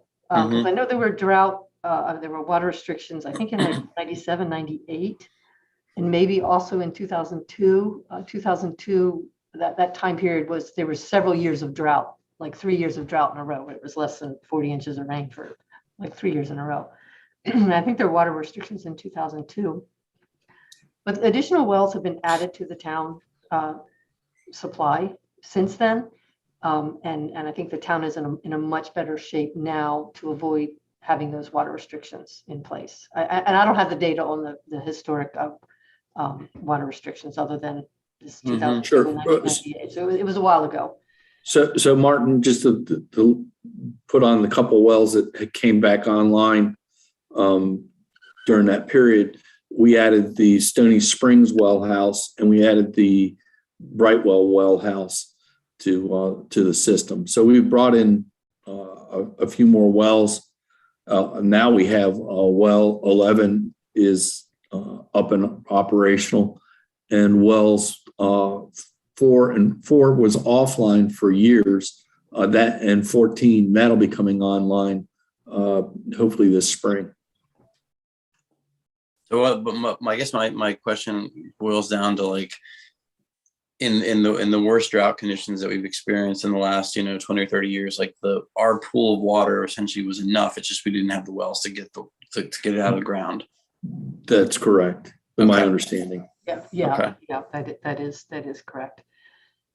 Good, that helps. Thank you. Yeah, I mean, the drought conditions can be severe and they can severely stress the wells and the aquifer. But having your wells spread out spatially and having a number of wells is you're in a whole lot better shape than, I think at that time you probably had 4 or 5 fewer wells and they were all pumping at a high demand. And Kathy, do you feel like if we build out to 6,500 based on your analysis, do you feel like we have a lot of redundancy? Like, I would rather err on the side of caution and, make sure that we have excess water rather than like trying to cut it close. Right. You know what I'm saying? Yeah. And the 6,500, there's certainly enough water to accommodate the 6,500 population. The issue is, climate effects and extreme drought and maintaining these wells, that all the wells are available for use. And this would be during the month of maximum use, not just the general, most of the year there'd be plenty of water, but, if there was extreme droughts or wells became inoperable for whatever reason, the system could be stressed beyond capacity at some times. I'm not saying it could happen. I'm not saying it couldn't happen. This is never say never. But I cannot rule out that the system would be beyond capacity if there was a perfect storm of things going wrong. So would you, if we're trying to, take care of our residents and be extra careful, would you say 6,500 is a safe number, or would you say maybe you should do 64, 63? Like, what's your thought? That's a tough one, and I don't really want to answer that question. Based on the water demand, I think 6,500 is an appropriate number. But I think with that, in order to provide the redundancy that the town, I think, would want to provide, so you're not maxing out your system. Bringing another well or two online would be wise. Okay, thank you. And again, this is for extreme conditions and the stuff that happens, outside of the normal. During the normal and the majority of the year, there's plenty of water to go around. Yeah. And again, remember I had said that the trend is for increased precipitation, with climate change. So that's a good thing. And the number I use for the recharge in my extreme analysis of recharge of 4 inches of recharge, that's really low. I think the recharge we've seen in the last few years have been more like 8 to 10. So it's much higher than that. But if there were extreme drought that did set hold, you can't do anything about that. You can't make it rain. I have a question for Mr. Strong. Mr. Strong, Kathy pointed out several times in her presentation that the breaks in the water lines were causing extreme, use for those times. And I know we have a project to line the sewer pipes, which is the wastewater.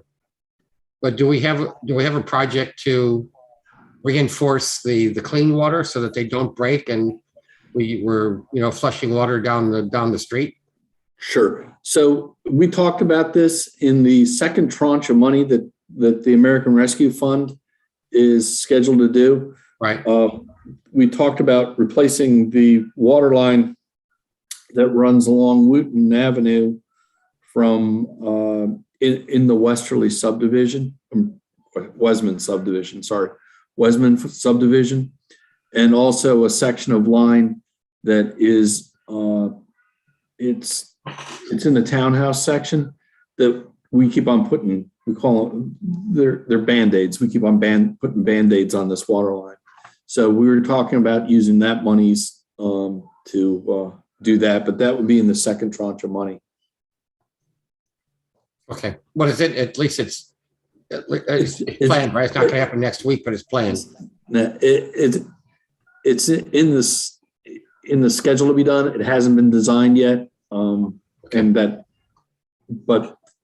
we're kind of getting through what we have first, and then we got to wait for the next tranche. Sure. And then you all have to approve it. Yeah.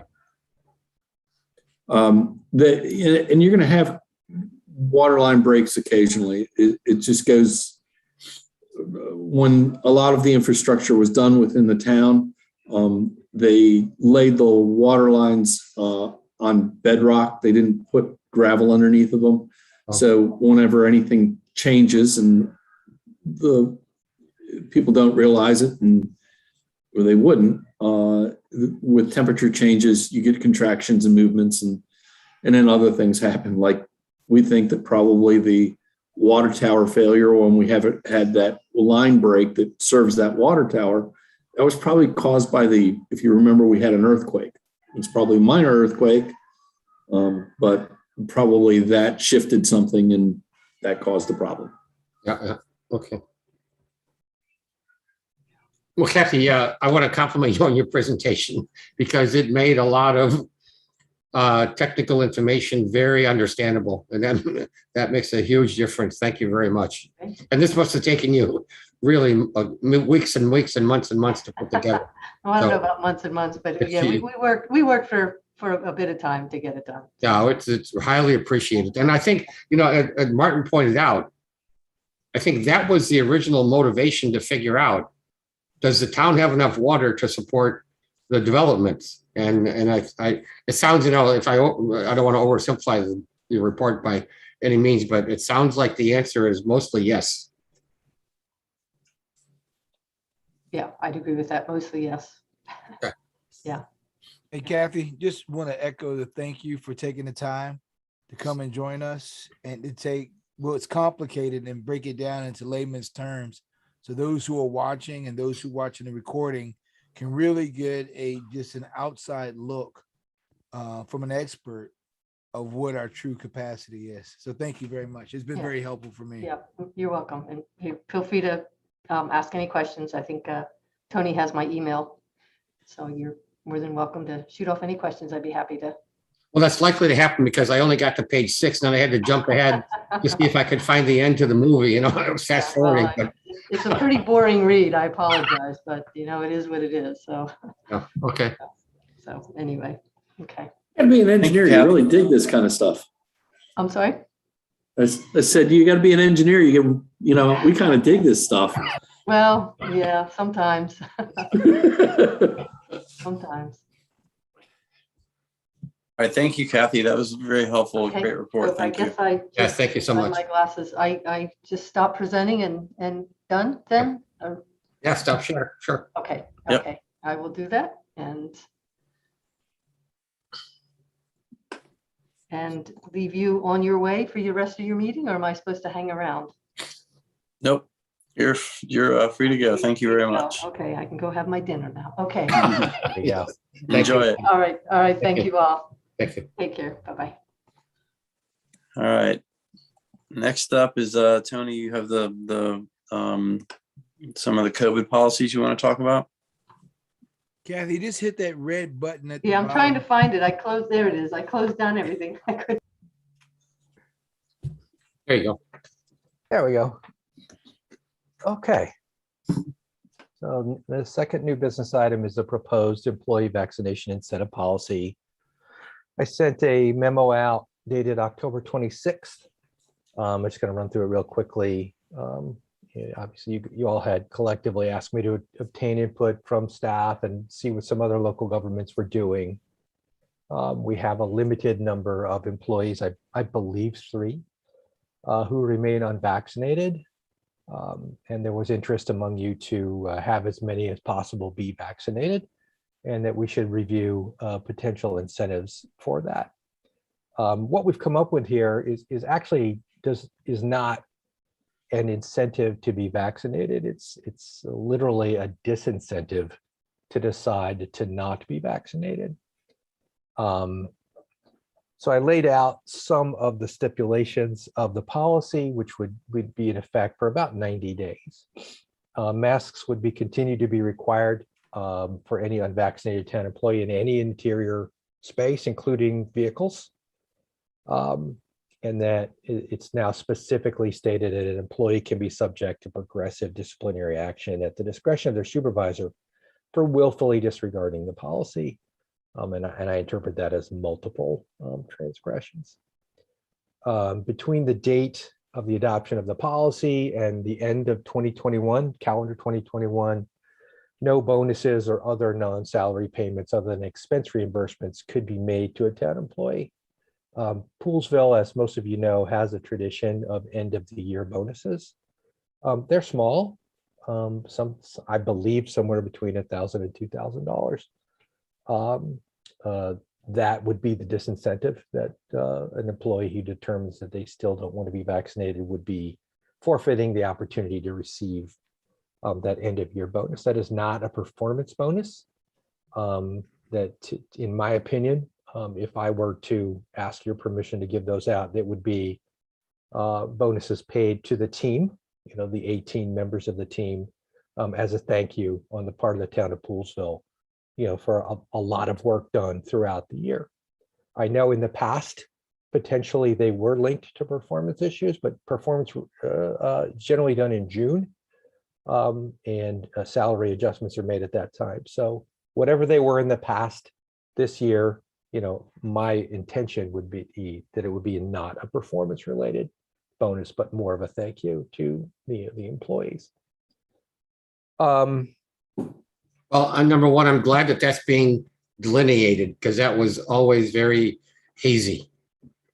Yeah, it is in for sure. I also wanted under point 3 to emphasize that this is a voluntary policy. The vaccination continues to be at the discretion of the employee. No one can be dismissed or demoted or otherwise disciplined solely upon their vaccination status. Performance-related adjustments, again, which are generally made in June, are not included in this policy. If you are due a performance-related increase in June, you will get it. We will not bring your vaccination policy into that discussion. And then at the first regular town commission meeting in January, you all would reconvene and revisit the policy in the context of whatever the COVID-19 case numbers within Montgomery County are. And then at that time, you could extend, modify, cancel the policy, or take any other action that you decide is appropriate. And then number 5 was just kind of to cover the loophole that if somebody got a vaccination in mid-December, prior to the end of the year, but couldn't get their second one for the 4 weeks in January, that the bonus could be paid retroactively. So that's where we are with the policy. We tried to craft something that was not punitive, left it up to the discretion of the employees, but also does have some teeth financially for people who determine that they still do not want to get vaccinated for whatever reasons they have. At no point in time did we communicate to any staff that the commissioners had voted or determined that someone could be terminated or fired if they determined not to be vaccinated. So this is where we were going. It lasts about 90 days, like I said, and then would be revisited, but the disincentive would be the forfeiture of any potential kind of thank you holiday bonus, whatever you want to call it, that are given out to the employees at the end of the year. And with that, can take Yeah, I any think this discussion. is a what we discussed in the closed session, and kind of like you've done what we've asked, and to me it all sounds reasonable. I hesitate to like favor a full mandate.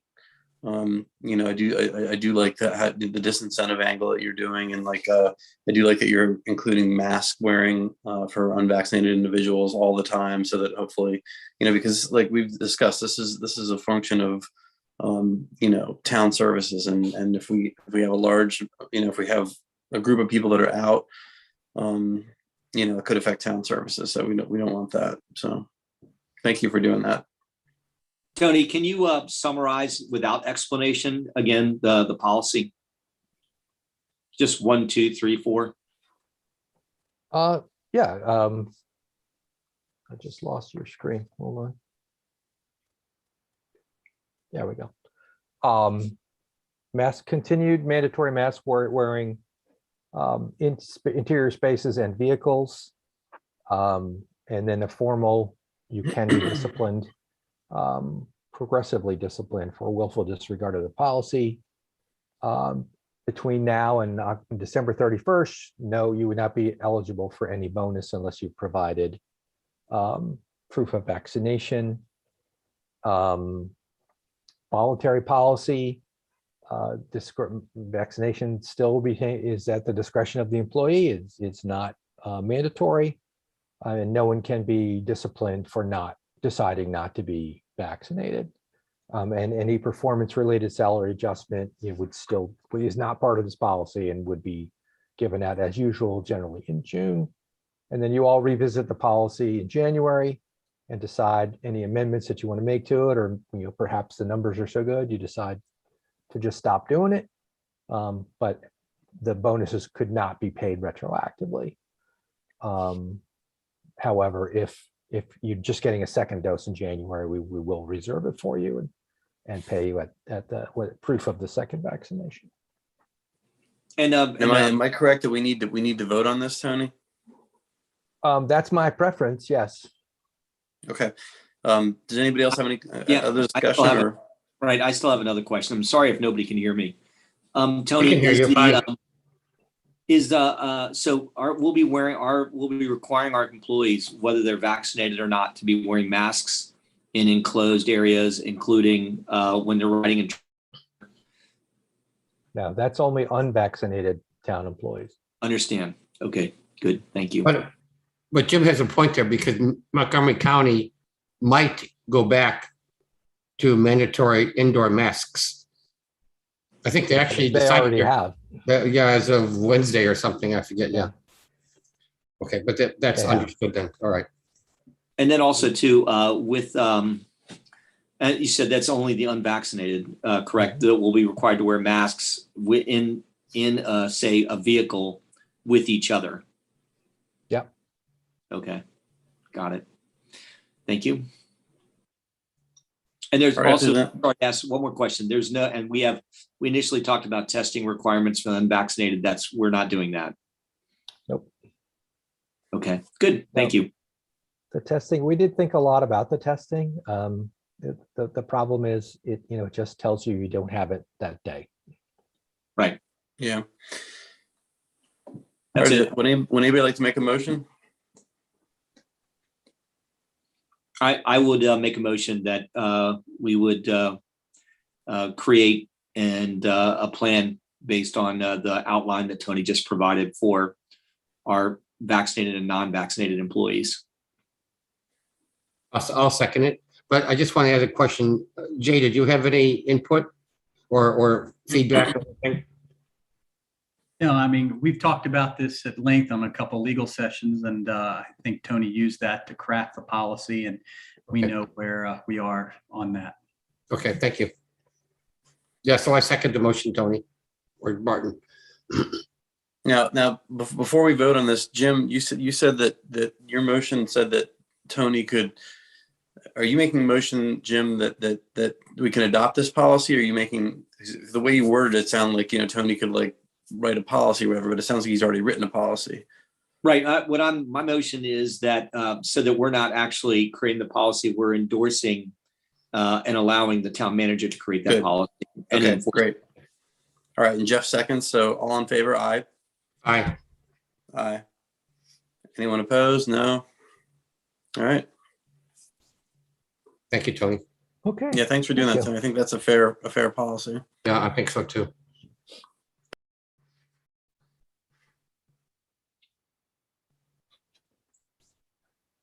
Okay. Also say that I hope the employees appreciate that, you didn't just jump to some conclusion here. You researched this thoroughly. You tried to do what was fair. You tried to do what was fair for everybody. You tried, you didn't just, put the hammer down or whatever. It seems like it's a well thought out, even-handed policy, and I appreciate that. And hopefully the employees will. I hope so. I mean, frankly, the other government policies were pretty much all over the place. Gaithersburg had punted on it. Rockville was making it mandatory. Tacoma Park could, kind of surprisingly to me, decided that they were going to punt on it. And Montgomery County sounds like they have a comprehensive policy, but in fact, it doesn't cover, I think 30% of their employee base, which is a lot of people. So, something. Montgomery County Fire just recently, within the last 3-4 days, implemented a policy that if you are unvaccinated, you're required to submit, I think it's a test twice a week, but I'm not sure about the frequency. And on top of that, there could be, or there will be, random testing for anyone vaccinated or unvaccinated. So I think Montgomery County Fire Department is getting, they're getting serious about it. So yeah. Random testing of vaccinated people. Yes. Yes. Interesting. Okay. And random we're not testing going to do does not that. qualify as, So, and random testing does not qualify as mandatory testing. So if someone who's Okay. unvaccinated gets chosen for a random test, that doesn't qualify as a mandatory test. So yeah. Yeah. well, thank you, Jeff. That's Sure. an interesting bit of information. For whatever it's worth, right? Yeah. Okay. Is it, you want me to go into my report or? Yeah, please. Okay. Because there's some housekeeping items here, and then there's some other, unfortunately, kind of COVID related things that I'll try and tie all together. But let me go through the housekeeping stuff first. I think I reported at my first meeting that the library project, the Maggie Robinson Library Project, which is just a refresh by the county, paint and carpet and those types of things, was scheduled to be done by the end of 2021. There's very little going on in there, so I checked again, and now it's been punted to March or April, which is a little hard to take, and we may consider reaching out as a commission to somebody, general services or the county exec or something, just to ask what's going on, because it's a pretty important community resource that's going to be closed for close to a year. I imagine there's software and tech upgrades as well, but mostly it's a refresh. They're not renovating the inside of the library. Right. So it's a little perplexing that it's taking so long. So possibly somebody, from the elected official side is going to need to reach out and see what's going on. I wanted to thank John Strong for leading. I attended one session. We had a group of high schoolers meet at the solar farm, and actually two groups from Poolesville High School in their environmental studies track or whatever it's called there. And John pinch hit for me, luckily, on Wednesday morning, and then I attended the Wednesday afternoon session. But it was really pretty interesting, and the students were they're high school kids, but they were mostly engaged. You had a few stragglers, but mostly they were definitely paying attention and found the topic interesting. And the presenter did a pretty good job as well. But I know it's not in John's job description to be environmental tour guide, and I really appreciated him stepping in on that one. Tomorrow, we intend to issue the trash survey. It'll go up on the town's website, on the Facebook page. It'll be promoted on the message board. I assume you guys will see it. And if you want to push that out, on your own social media tracks, please feel free to do so. The first question, as you know, is, are you Poolesville residents? So don't worry about it going to people who may not be residents. But we're hoping to get a good response to that, and that will inform our bid documents for the next trash contract, which is scheduled for next July. So, it's already November. And in the grand scheme of things, this is the largest thing we procure, and it will take some time. So we would like to get started on the bid documents before the end of the year. So anything you guys can do individually to help push out the survey would be appreciated. But it'll be on our two main social media feeds, which would be Facebook and the website. It does seem like the number of complaints on the trash are fewer. Oh yeah, it's very quiet the last few weeks. It looks like Bates had a hiccup in September, mostly labor related. You can equate that. American Airlines canceled 800 flights yesterday. They just didn't have the people to staff them. So on a very local perspective. But yeah, we had our first week with no complaints at all last week, which was great. And the previous 2 weeks were very slow, which was gratifying that they're kind of getting their act back together. And I would emphasize that Bates is not, in fact, precluded from answering the next bid. And it's open to any qualified hauler. And we'll just see where that goes. But we're hoping to get a good number of responses to the survey, because a lot of it is about people's habits when it comes to what they put at the curb and their attitudes towards recycling and those types of things. And I think that may reflect changes in the level of service in the next bid document, but we'll have to see. There's only one way to find out, and that's through the survey. On kind of tangential or whatever to that, I did ask our media consultants, Van Epper and Company, which I believe is now called Foundry. We gave them access today to our two platforms, Facebook and the website, and they're going to run some analytics from us, which we really have not done in the past.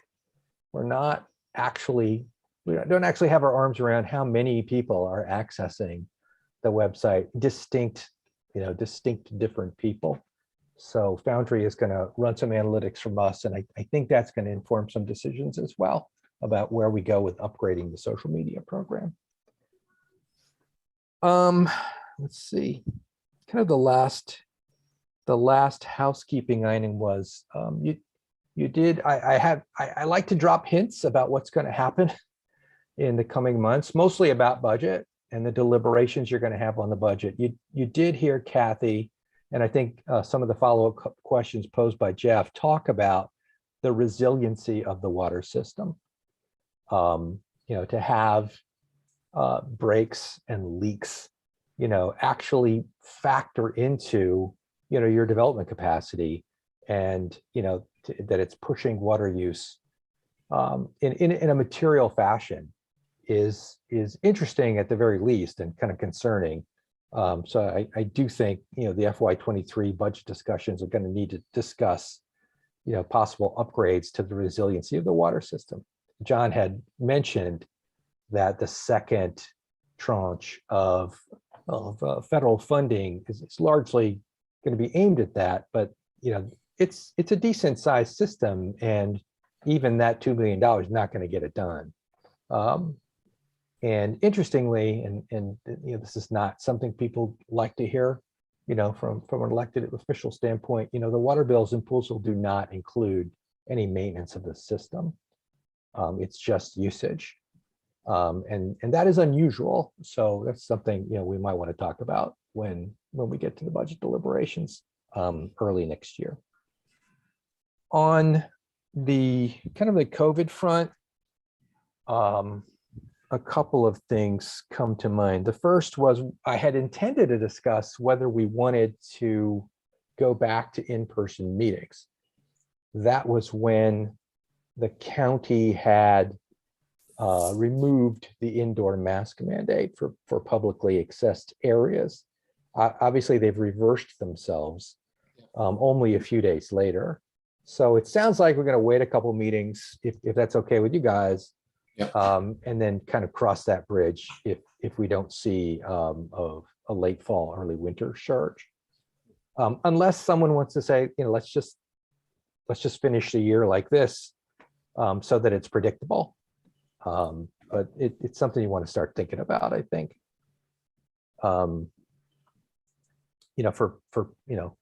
For people, like myself or like Jay that are not, or John that are not, in Poolesville physically right now, it has advantages and disadvantages to be on Zoom. And some residents can be frustrated that they're not able to come and come to the podium and make their comments, and thus they don't make them, which we'd like to facilitate once again when we can. But it sounds like tonight is not the time to do it. And let's see where the county goes with the indoor mandate, which does apply to us. And then maybe a meeting or two in, we'll discuss it again.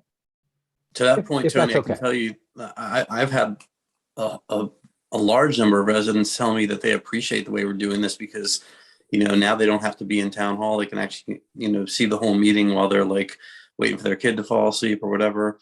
They can ask questions. Yeah. I mean, to me, it seems like it's very inclusive and it's very comprehensive. So Yeah, it's definitely a double-edged sword. But I know last meeting, someone came and was, pulling on the door and wanting to come in and make their comments, even, the lights were off. But that was their habit and that was their intention to come and do it. But I do agree with you, Martin. I believe that constituency is kind of in the minority. Yeah. And that this is reaching more people, I believe. I'd like to see us, even when we go back to in-person meetings, to still have the meeting broadcast on YouTube, like we do on Zoom here. Because Martin's right. There's a lot more folks who can participate or attend or watch, just by staying home rather than coming to the town hall. It's true.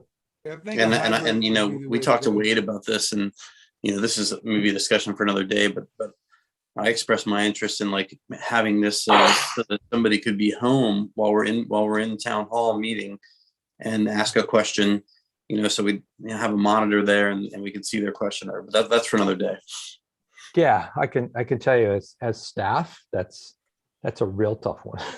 Yeah, because you will get, the 5 to 10 who are going to want to do every meeting and put in multiple questions every meeting, and thus kind of step in front of other people when you just have the single platform. You can just see it coming.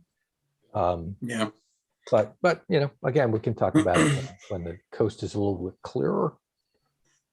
Martin, just as a side note, Martin, I don't know if you recall, but we were able to broadcast YouTube when we were in the conference room. We can. Yep. It's that hybrid where you can broadcast on YouTube, but people can also participate in person and through Zoom. That gets complicated. Right. So this one's kind of circular.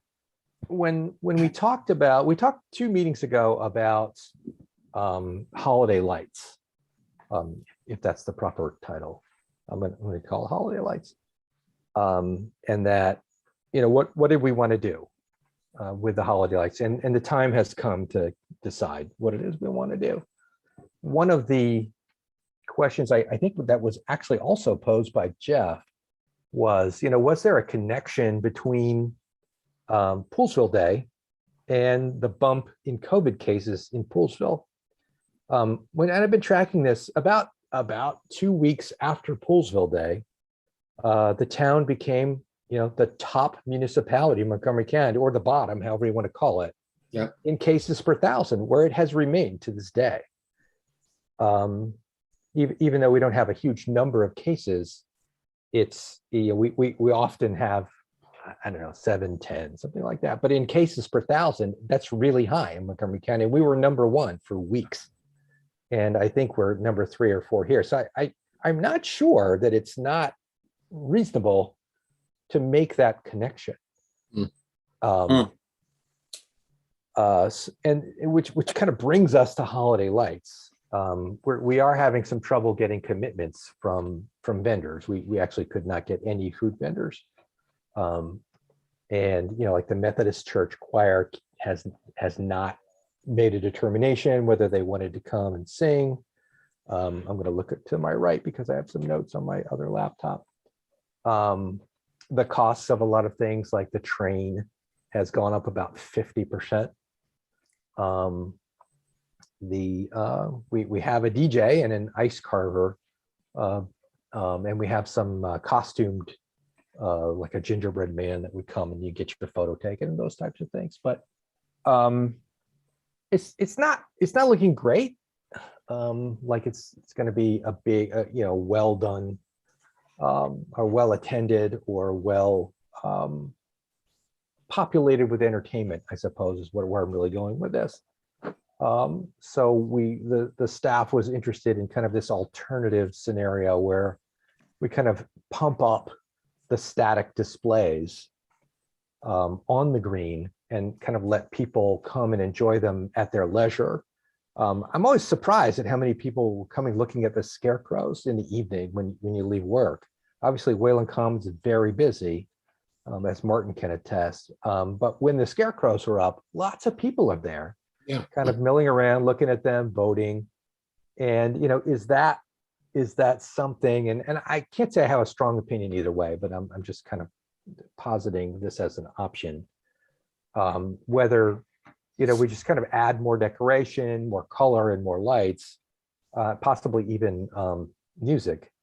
And then, you know, have it be a multi-week kind of drop-in event versus, you know, a 1 hour, we have a train, we light a tree, that type of stuff. Or whether, you know, we light a tree anyway, but then just kind of leave it at that and then let people, you know, visit the commons and look at the lights and things like that on their own.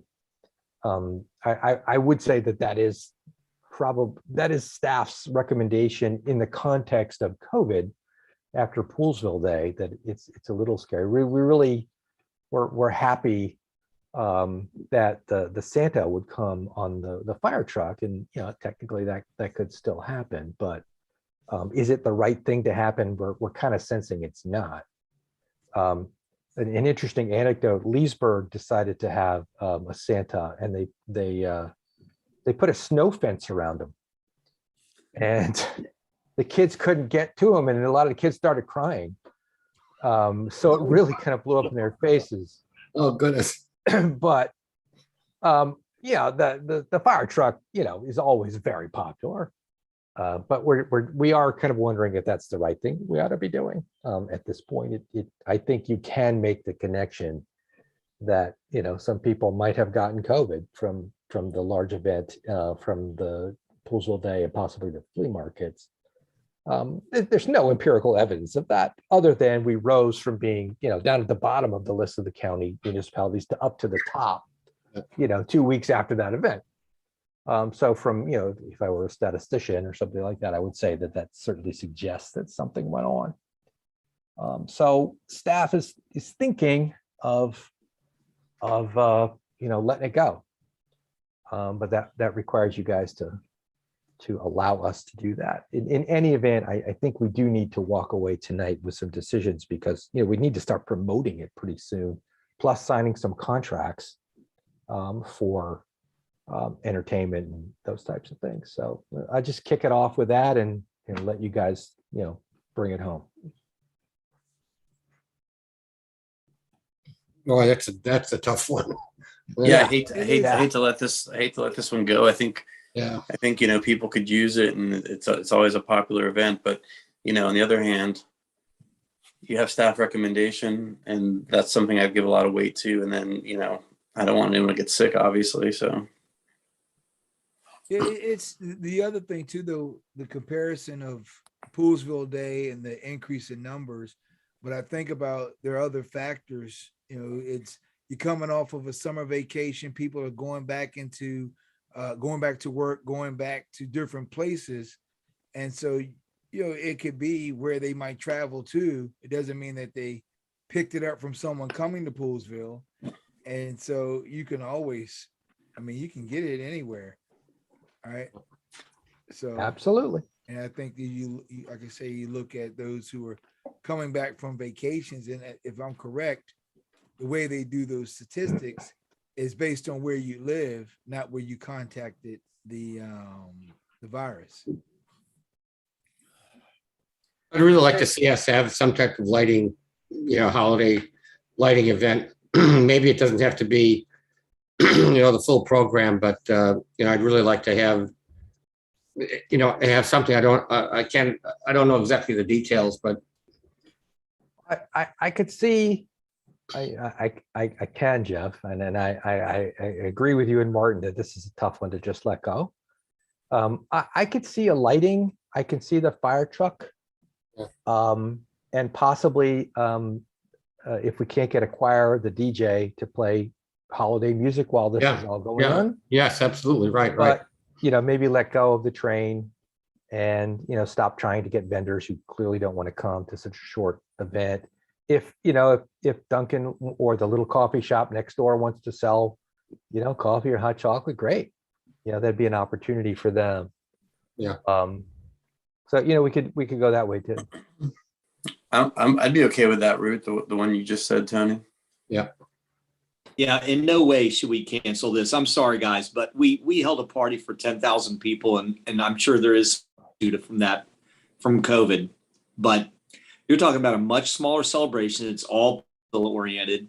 It's entirely outdoors, and I just, I think people, if they're concerned about the risks, they can stay home too. They don't have to go. We're not forced, and they can wear their masks, and they can be as safe as they want to be, including not coming. Or looking at it from a distance if they want to see the fire truck, which I don't blame them on that either. But I hear you loud and clear. I know staff has been working over this for a while, but I have never changed my tune on this. We need to do it. We need to light the lights. We need to encourage people to be safe and do what they need to do to feel safe. And whatever vendors we can get, we should get. And real numbers are in terms of the truck, the fire engine. The train. And having some sort of minimum amount of activities going on, including lighting the lights.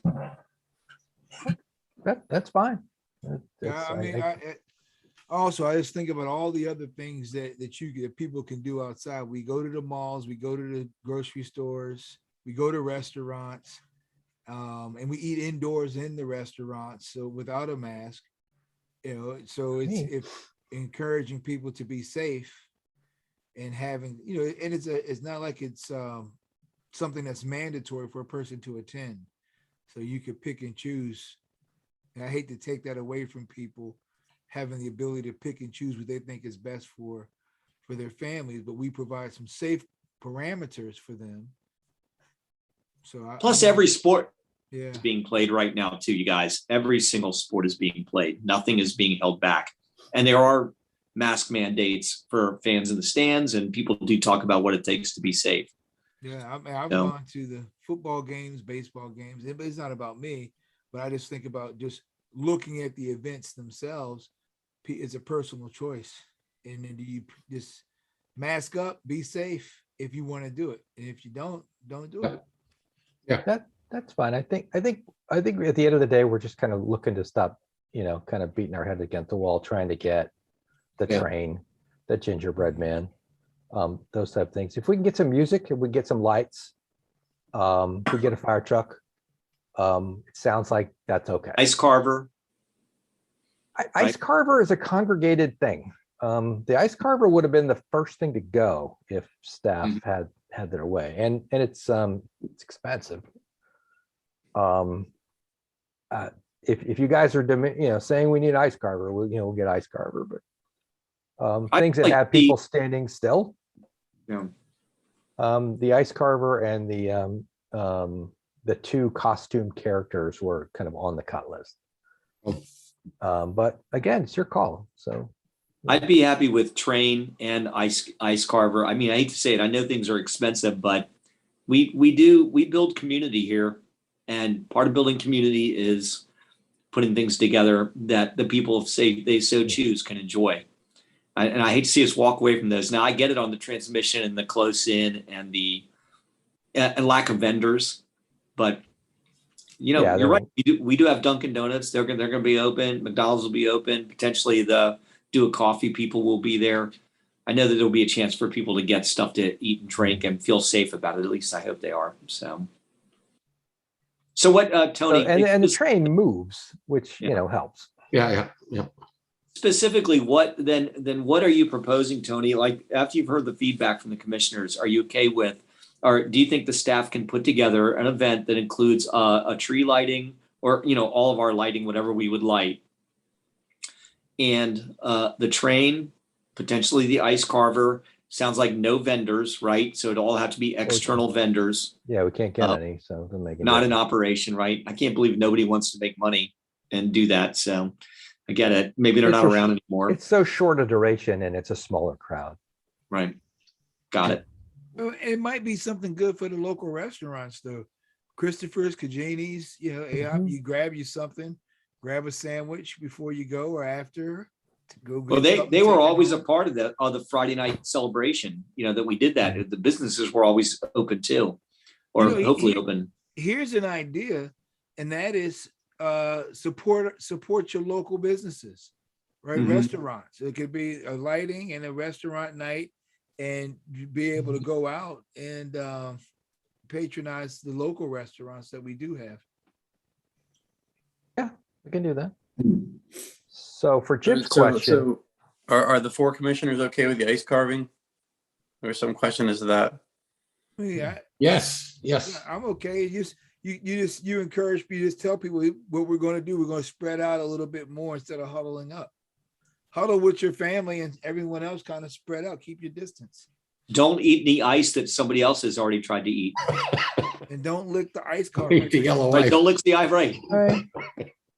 Tony, weren't there some folks from the the weekend flea market that had some crafty things that they were selling at each time at the holiday event? I don't know. Yeah, I've been by there. There were. Jeff, I've been there. They've had all kinds of craft things. They've had Right. little, edible snacks. Yes, exactly. Yeah. So I would encourage maybe the flea market, not the flea market. Yeah, the weekend flea market folks to be invited. Farmers market. Farmers market, that's what it is. Yeah. Mhm.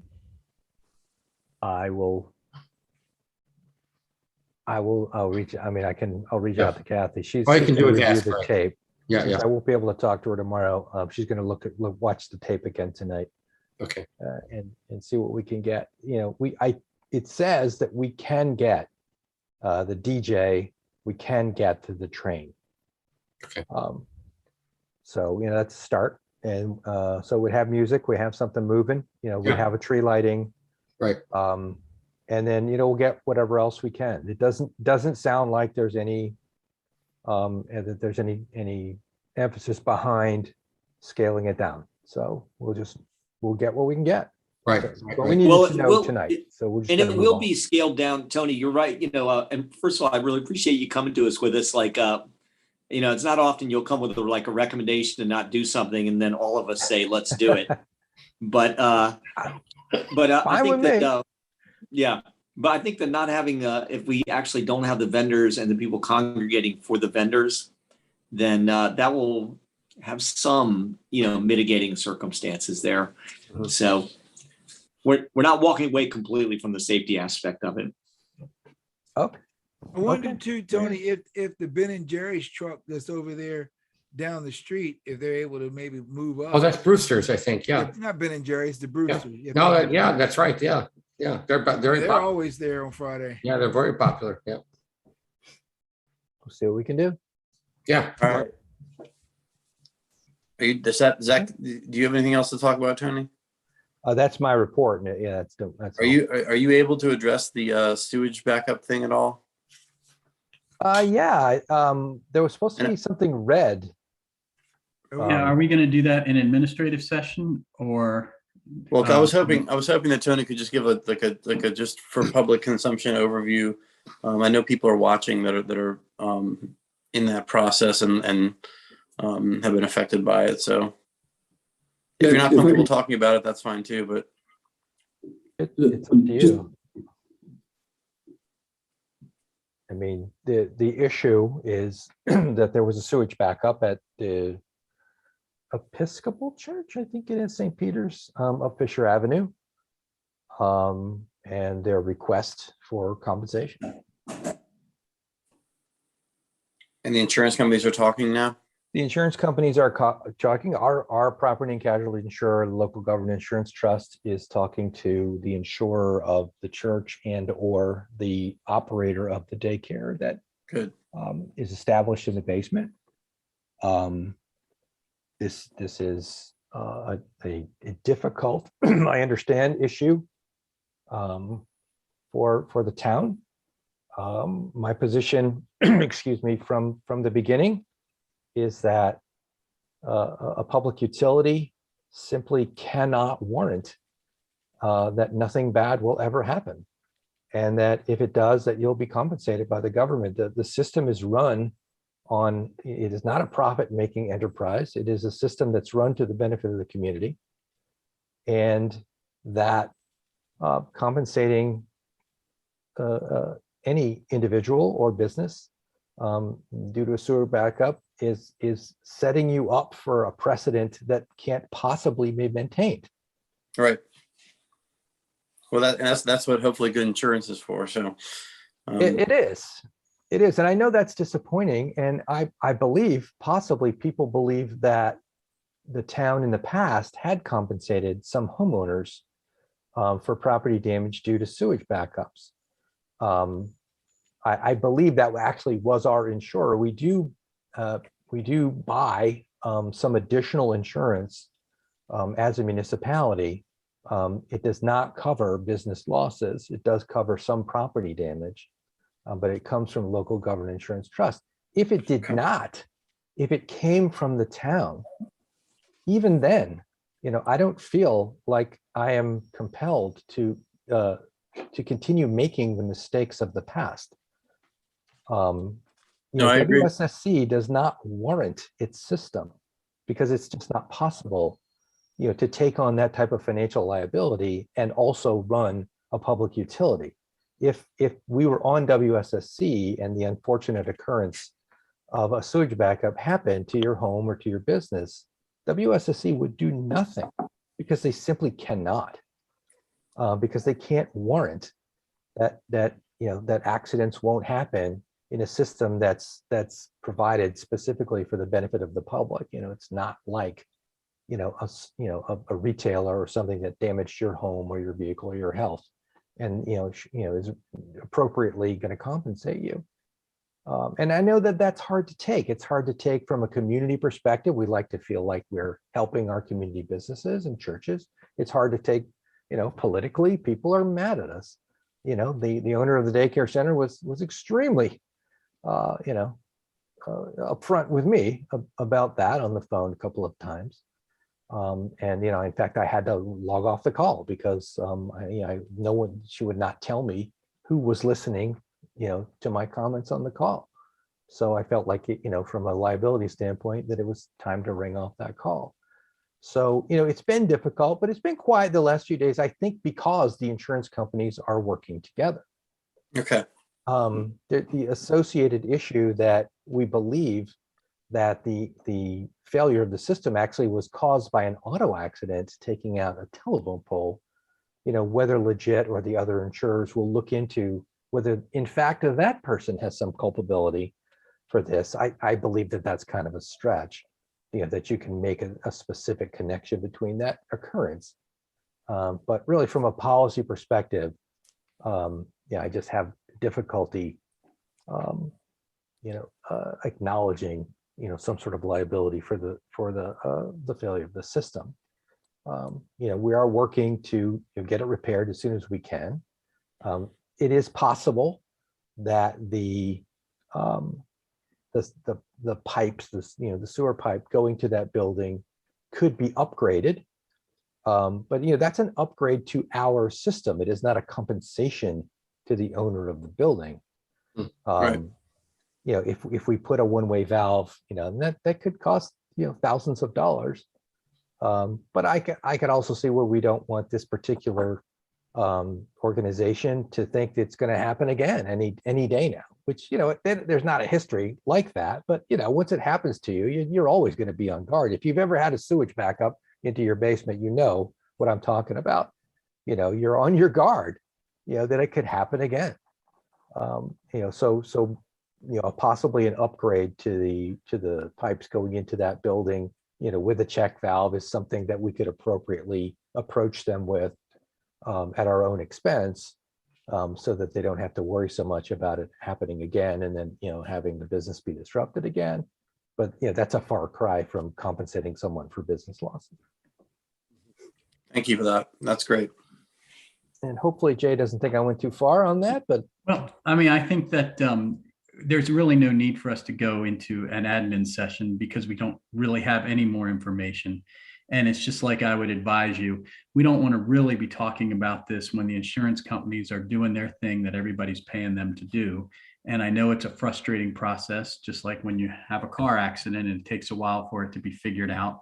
But talking about it and stirring the pot really isn't going to help us. So, maybe this at least lets everybody know that the town is taking it seriously and trying to work through it.